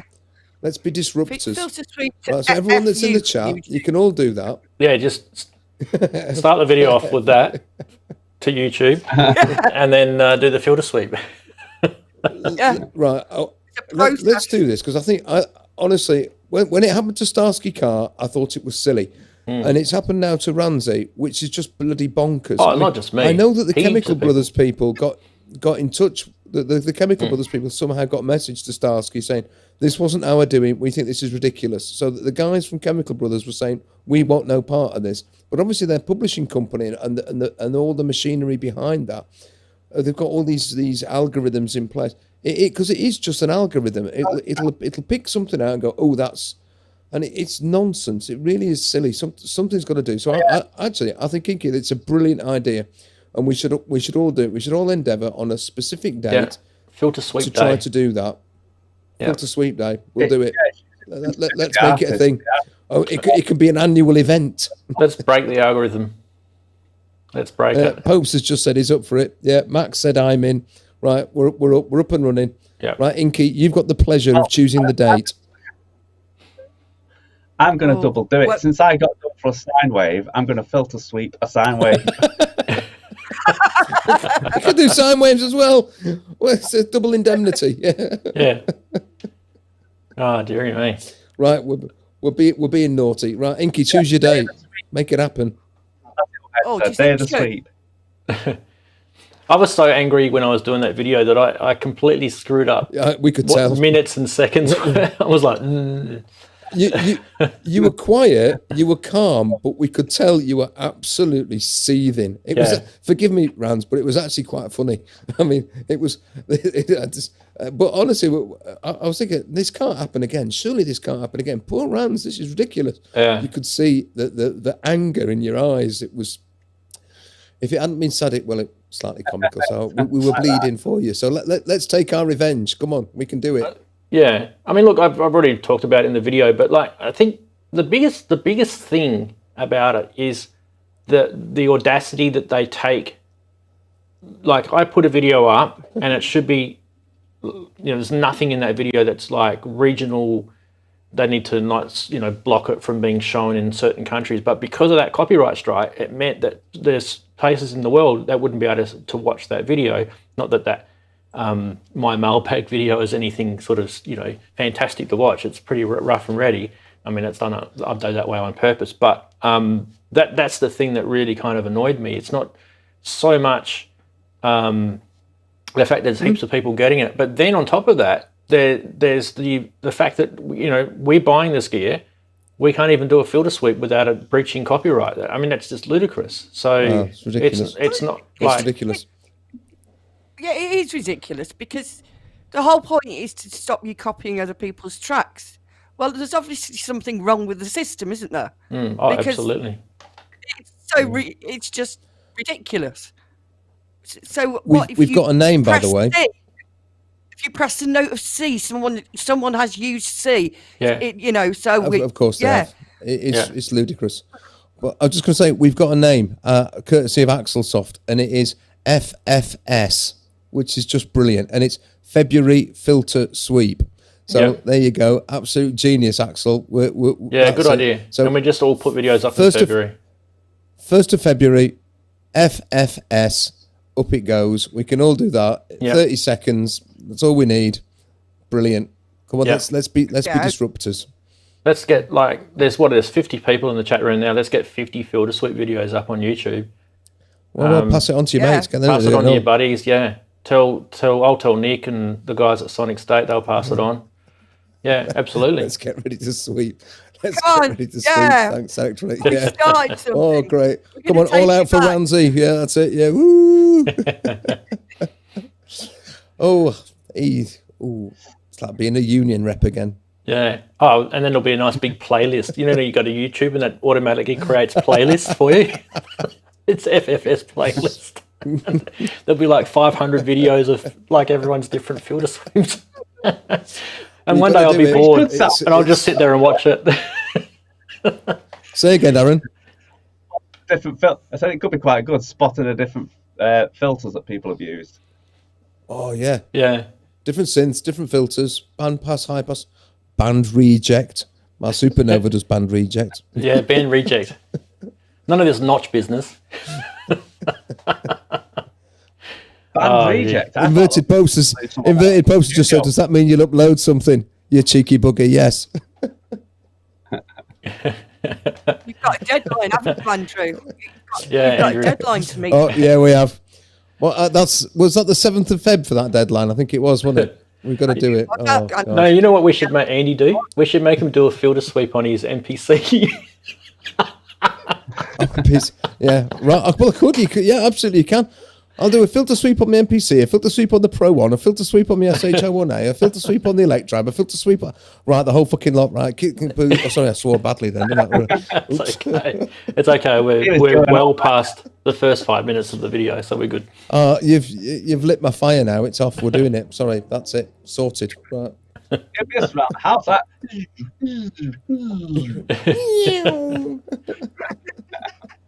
All right, 10 points for the person who does the best filter mouth when they're doing it. Oh, yeah.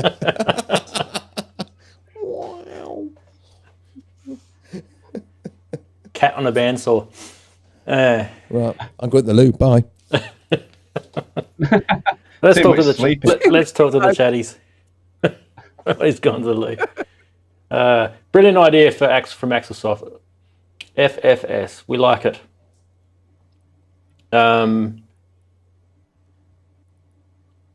Even worse, Couch Camper said, even worse, why I quit making videos. They muted my speech, not my music. How did they do that? How can they do that? I thought it would just been the same soundtrack, right? That's bizarre.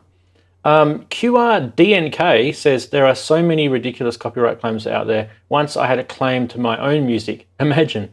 Obviously, it wasn't a big effort to get this cleared. Yeah.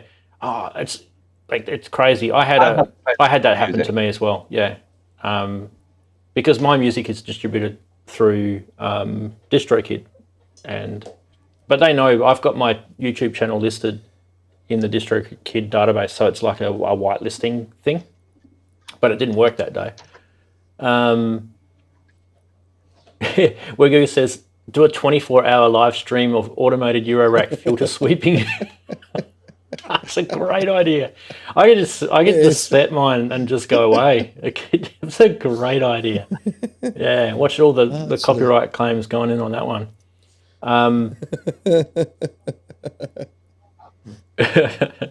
Couch Camper says, FSS, February filter sweeps for F's sake. That's great.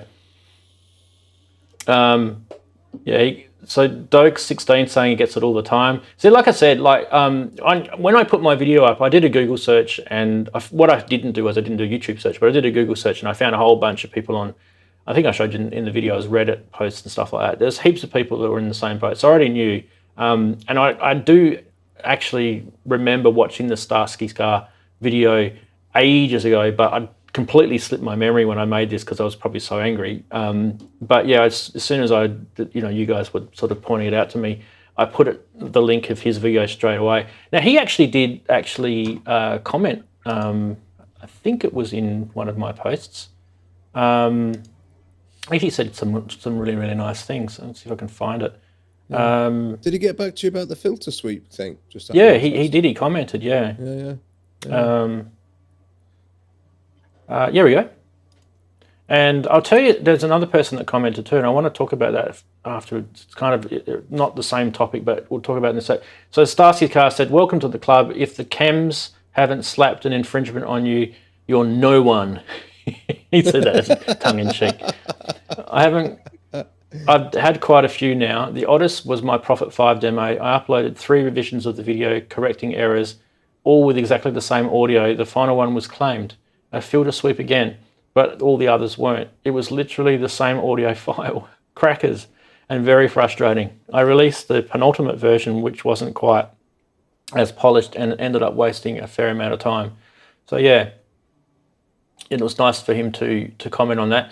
There was another guy that commented on that post as well. I can't remember if it was in a different Facebook group, but it was you guys know Prognosis, the YouTuber Prognosis, and you guys would have heard me talk about him before because he's I reckon he's one of the original beer synth guys that are out there. He talks about his beer, and I just wanted to do a big shout out to him because I really, really liked his channel, and I think I like his attitude and everything. He's got really good videos. He's got a really good way about him as well. And I just found out that he had melanoma cancer in his cheek, and this was sort of like mid last year, and he had to have it cut out, and it went into the lymph nodes, and then he had to have radiation treatment all down his neck, and he lost sense of taste. He lost the sense of being able to sing. He could still talk, but he couldn't sing because he couldn't stretch his vocal cords to high notes and things like that. And I just think, so much of that sort of bad luck with people going on in the world. Just sort of big hats off to you, mate, and I hope you're doing okay. I hope that all that melanoma stuff's gone, and we'd love to get you on the show one day too to sort of swap beer stories. That's for sure. Idea. He's moved back to Germany too, by the way. Come on.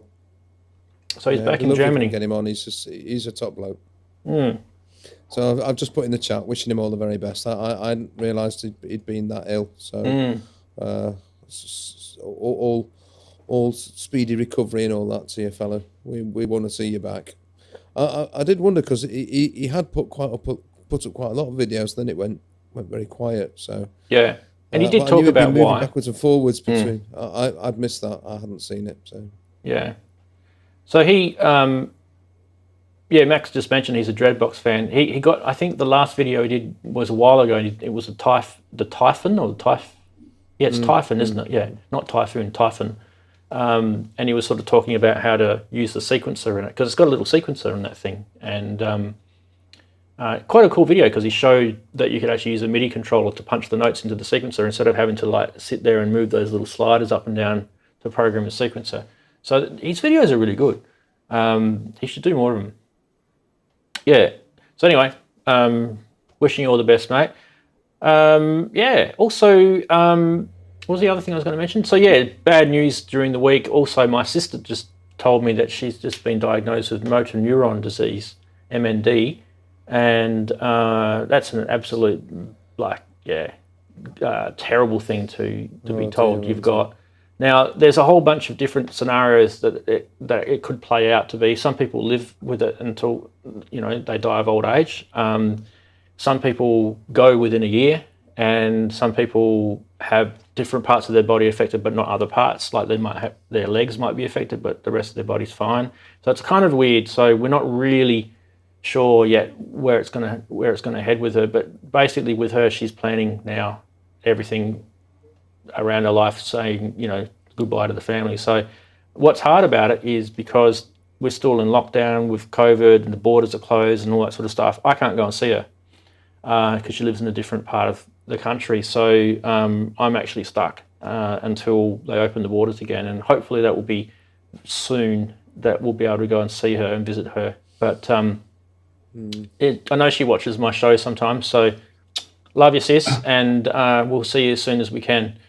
Yeah, so just a bit of a sour note with some of those things, but you know, this is life. We have to roll with the punches, don't we? So yeah. Anyway, we need to move on. It puts copyright claims into context, Rans. Oh, absolutely. Yeah. I mean, I did the video about the copyright, and then the next day I found out about her. So it kind of, yeah, I'd forgotten about the copyright. Yeah. Mark's saying I got to sneak in somehow. Yeah. My old Air Force buddies can fly me over. See what happens. See what happens. Yeah. But not to worry. I mean, I'm sure, like, she's actually had cancer and stuff in the past, so she's had a bit of a rough trot with a lot of things. So I'm sure we'll come back with some news, hopefully some good news with her. We're not sort of fully sure yet where it's going to play out. It could be completely fine. We don't know. They have this thing in Australia every year with the footballs, where they have this thing called the Big Freeze, and there's a guy who was a footballer back in the 90s, and he's got MND, and he gets all these stars to slide down this big slide, and then they end up falling into the big, massive, huge pool with ice in it. And they all have to dress up in various caricatures and stuff like that. And it raises money for MND. And it's a really, really big thing. And it's become so big that they're actually one of the largest charities in Australia and also in the world. They make something like $5 to $10 million a year just on that one day in donations. It's incredible. So there's definitely a lot of people that are affected by it. So, yeah. Thanks for sharing that with me, guys. I know it's a synth show and we don't really talk about this sort of personal life stuff, but it's affecting me. So I'll still be here next week. Don't worry. Okay, so where else can we go with this? 100 shows. What's the future going to be? That's a good question, isn't it? What do you guys want to see on the show that you haven't seen, or what do you think? Maybe you'd like for it to never go. You'd like, this has got to stay. We can't ever change this. Like maybe it's Andy. You might want to have Andy down the bottom right-hand corner of your screen every week. I was going to say some of the guests need to change, don't they? I love my guests. Well, get Popes back on. What happened to Daren? Not this Daren, the other Daren. I know he's probably in bed at this point. Oh, Dazza. So with Dazza, he just doesn't handle late nights very well. So that's his excuse. You got Mark here. He's 2:40 in the morning, 3:06 in the morning over there in Sydney. So wherever he is. So yeah, it's a bit hard to get some of the East Coast Australians on the show because it's so late for them. But I have the same problem when I'm watching like Jamie's stream or the Pro Synth Network stream, because it's like 3 or 4 in the morning when those shows are on. So I can only watch them as a replay, which is a shame because I'd love to be part of those shows as well because they're great shows. I was talking to my Australian friend yesterday, and he said the same thing, that the only conversation he can have with the rest of the world is 2 a.m. I said, well, I believe that maybe that if there isn't a god or a being, that maybe Australia is a bit too crazy for the rest of the world to handle. So that they just put you in a different time zone because you weren't fit to mingle with the rest of us. We couldn't cope with it. That was my excuse, because it is a bit odd because we're all used to talking to like America and Europe, but you're always asleep, aren't you? Really? At night? Well, sometimes we are. Sometimes we can't sleep. On a different note, can I just also, I think it's worth saying at this point, I know that Sonic State's been around for a long time, but actually, Rans, you're a bit of a trailblazer too. There weren't too many people doing shows like this when you started to do it. And I think that when I first saw it on a Saturday afternoon, it just happened to pop up in my YouTube suggestions. I thought, well, okay, well, I'll have a look at this. There wasn't an awful lot else. And of course, now we've got, I don't know when Jamie Geosynth started doing his.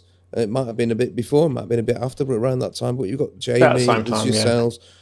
Gaz Williams is now doing his things every night of the blooming week. There's a lot of it now, but you were one of the original folks for this, and I think you deserve a big round of applause for sticking with it for so long, because it's a lot of time, it's a lot of commitment, it's a lot of effort for me. I mean, you set it up. We just sort of turn up and connect.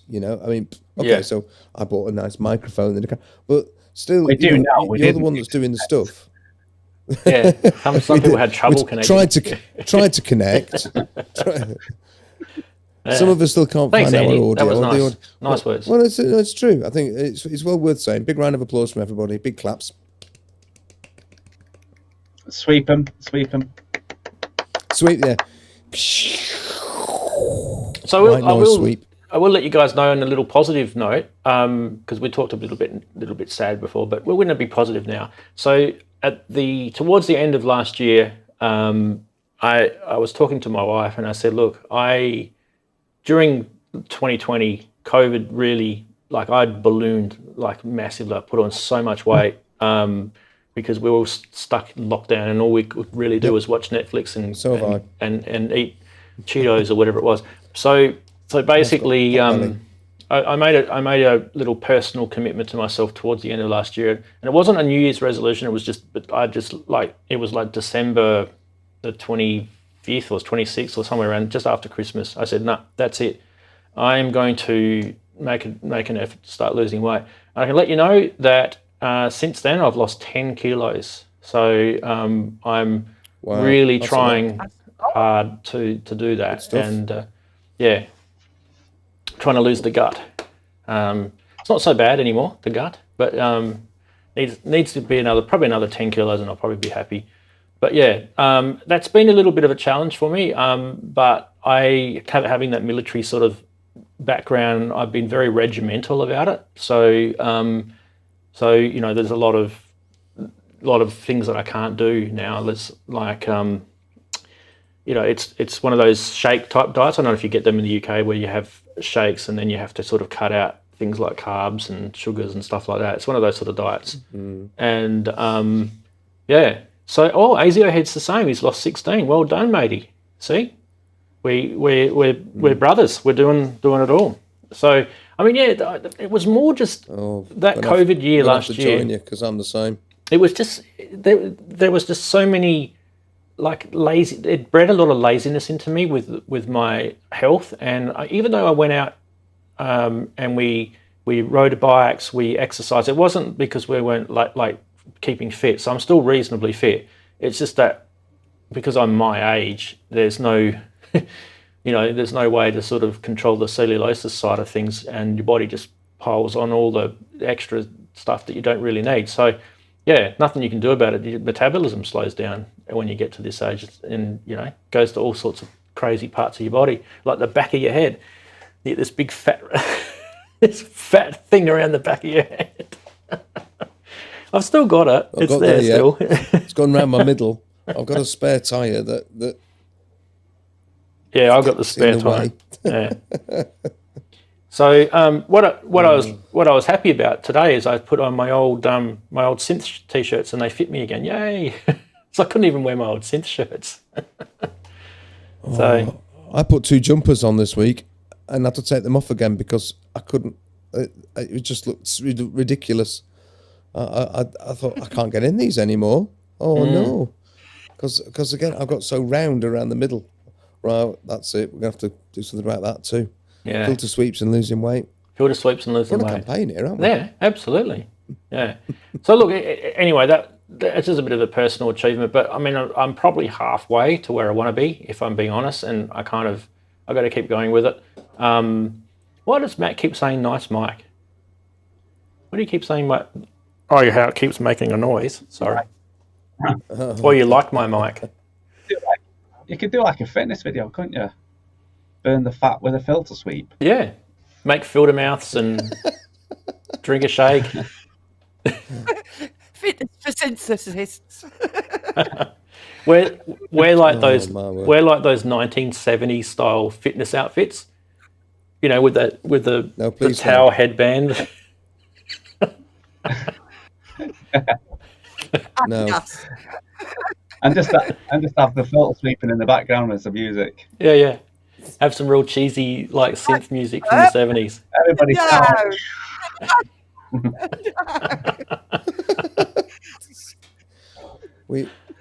and then back up again. And yeah, well, actually, yeah. You could do your nice star jumps in time with an LFO, couldn't you? An LFO sweep if you filter. Yeah. That's it. We're getting faster. You could have it set to a square wave, so it would be on and off. So on, off, on, off. Ooh. Yeah. We've got it. We've got it. Sus. We've got a whole new industry ahead of us. I prefer sample and hold. It's a bit more random. No, you just look like you're having a seizure, Ramsey. You couldn't do that.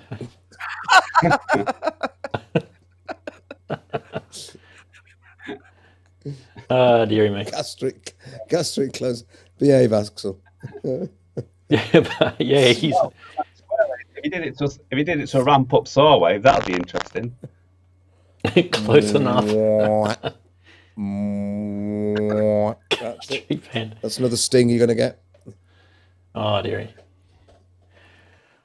Well, Mark's saying got home. Oh, hang on, I want to go back to this. This is good. Mark's saying he got home the other day and there was a spider in his pocket. Welcome to Australia, mate. That's never good. Do it to the sound of a cicada. As long as it wasn't a funnel web, you're fine. What I don't get about Australia and New Zealand, right, is you really got the bad deal, didn't you? I mean, you've got more things can kill you in Australia than there is on the rest of the planet.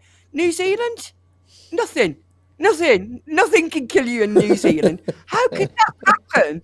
It's 2 islands that are virtually next to door to each other. How did you get all this can kill? They're not virtually next door to each other. Australia is as far from New Zealand as we are from Kazakhstan. Not really. It's actually quite a long way. Yeah. Do you know that Auckland, which is the largest city in New Zealand, is actually the most remote city in the entire world? And it's based on the fact that there's no other cities near it that have got more than 1 million people in it. It's a 1 million people population and how far away the next 1 million people population city is. And the next 1 million people population city is, I think, Melbourne or Sydney or something. So it's miles away. So that's why it's the most remote city in the world. You can't have the sun, the lovely beaches, the coral reef. You've got to have a downside to it. Yeah, peril. So we'll give you all fight. Yeah. Look at the fish and the coral while dodging the shark. Yeah. Sharks are everywhere. See the way he talks about it, like it's normal. That's what I'm saying. They What are you worried about? They're normal. Oh, sharks everywhere. Don't worry about that spider. I mean, this is. I couldn't cope. I couldn't do anything. Yeah, where I live, you can't.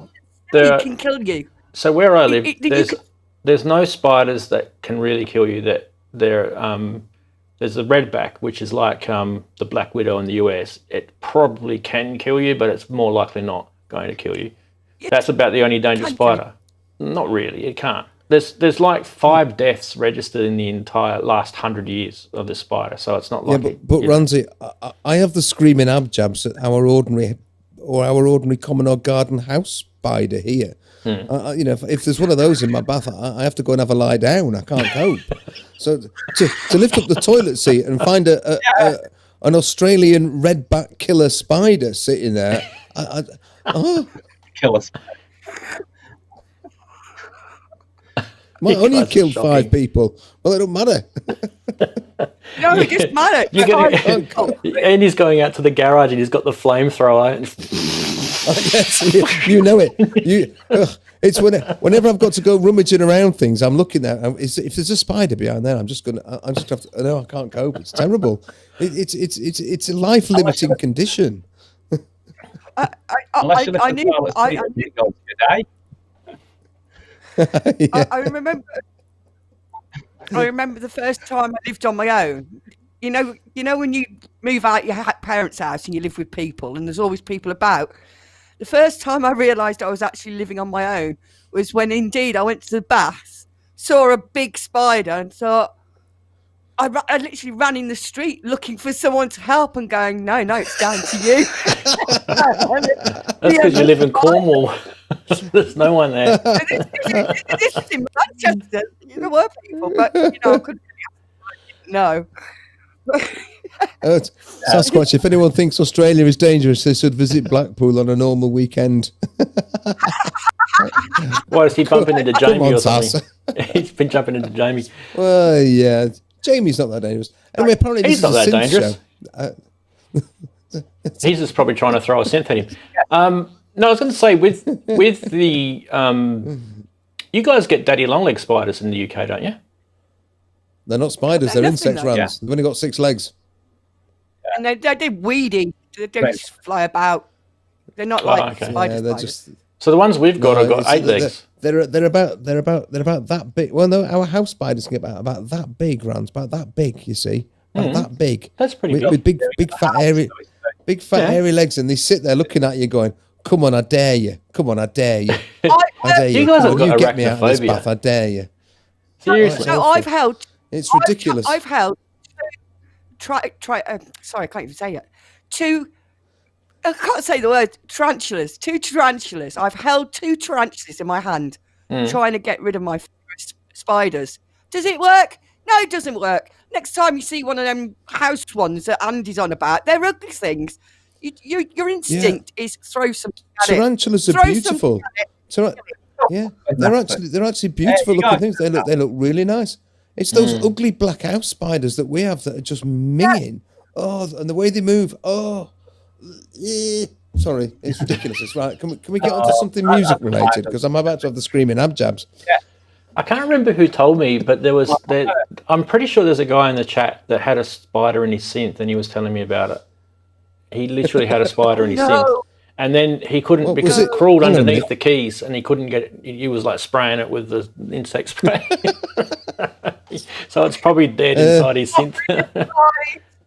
It flies to come out. Come on. Didn't the company that made the wasp also made a spider? I think it was called it was a sequencer, wasn't it? The spider EDP spider. Yeah, I'm sure. Yeah, I'm pretty sure that was. Yeah, that's right. Yeah, they got on a theme, didn't they? Goodness me, spiders, gnats, hornets, and spiders. Goodness, yeah. Yeah. Right. Anyway. Right. Well, I think we should probably wrap up the show. We've been going for 2.5 hours, so most of it was based on spiders. Arachnids. Yeah, that was good. Well, before we go, I will say tomorrow I actually have a full track again, and the bass line's from the AM1X. So Lost Winter. It's actually cool. Lost Winter. It's acid, vocal, guitar, and AM1X bass line. Oh, nice! I love that. And it's an actual track. The other tracks I've been doing from Boxing Day onwards have been sort of, I wouldn't say they were jams, but they were like just put together, just like a jam, as it were. Whereas this is a track that I had in mind that's been, I've actually written. Like the other stuff was written, but I call it a full track. The others wasn't full tracks, if that makes sense. It ain't making sense to me as I've said it. No, because they always sound brilliant, Daren. So, what? A one-note jam. It'll sound great, Well, cool. Looking forward to hearing it, as ever. Make sure you sub to his channel if you haven't already. Yeah, do. If you're in the chat room. And what about you, Lisa? Have you got anything new coming out soon? I am going to say, I'm going to say it, and the only reason I'm going to say it is so I have to do it. Good on you. Because I've been meaning to do it for the last 2 weeks and I haven't. So 8 o'clock on Friday, I'm going to do a live stream, me attempting to make a quick track into hands at 8 o'clock. It should take about 10 minutes. Okay. And Inky, say again, what are you doing it with? I'm just gonna have the camera, a microphone, and just make a track out of the stuff over here. Cool.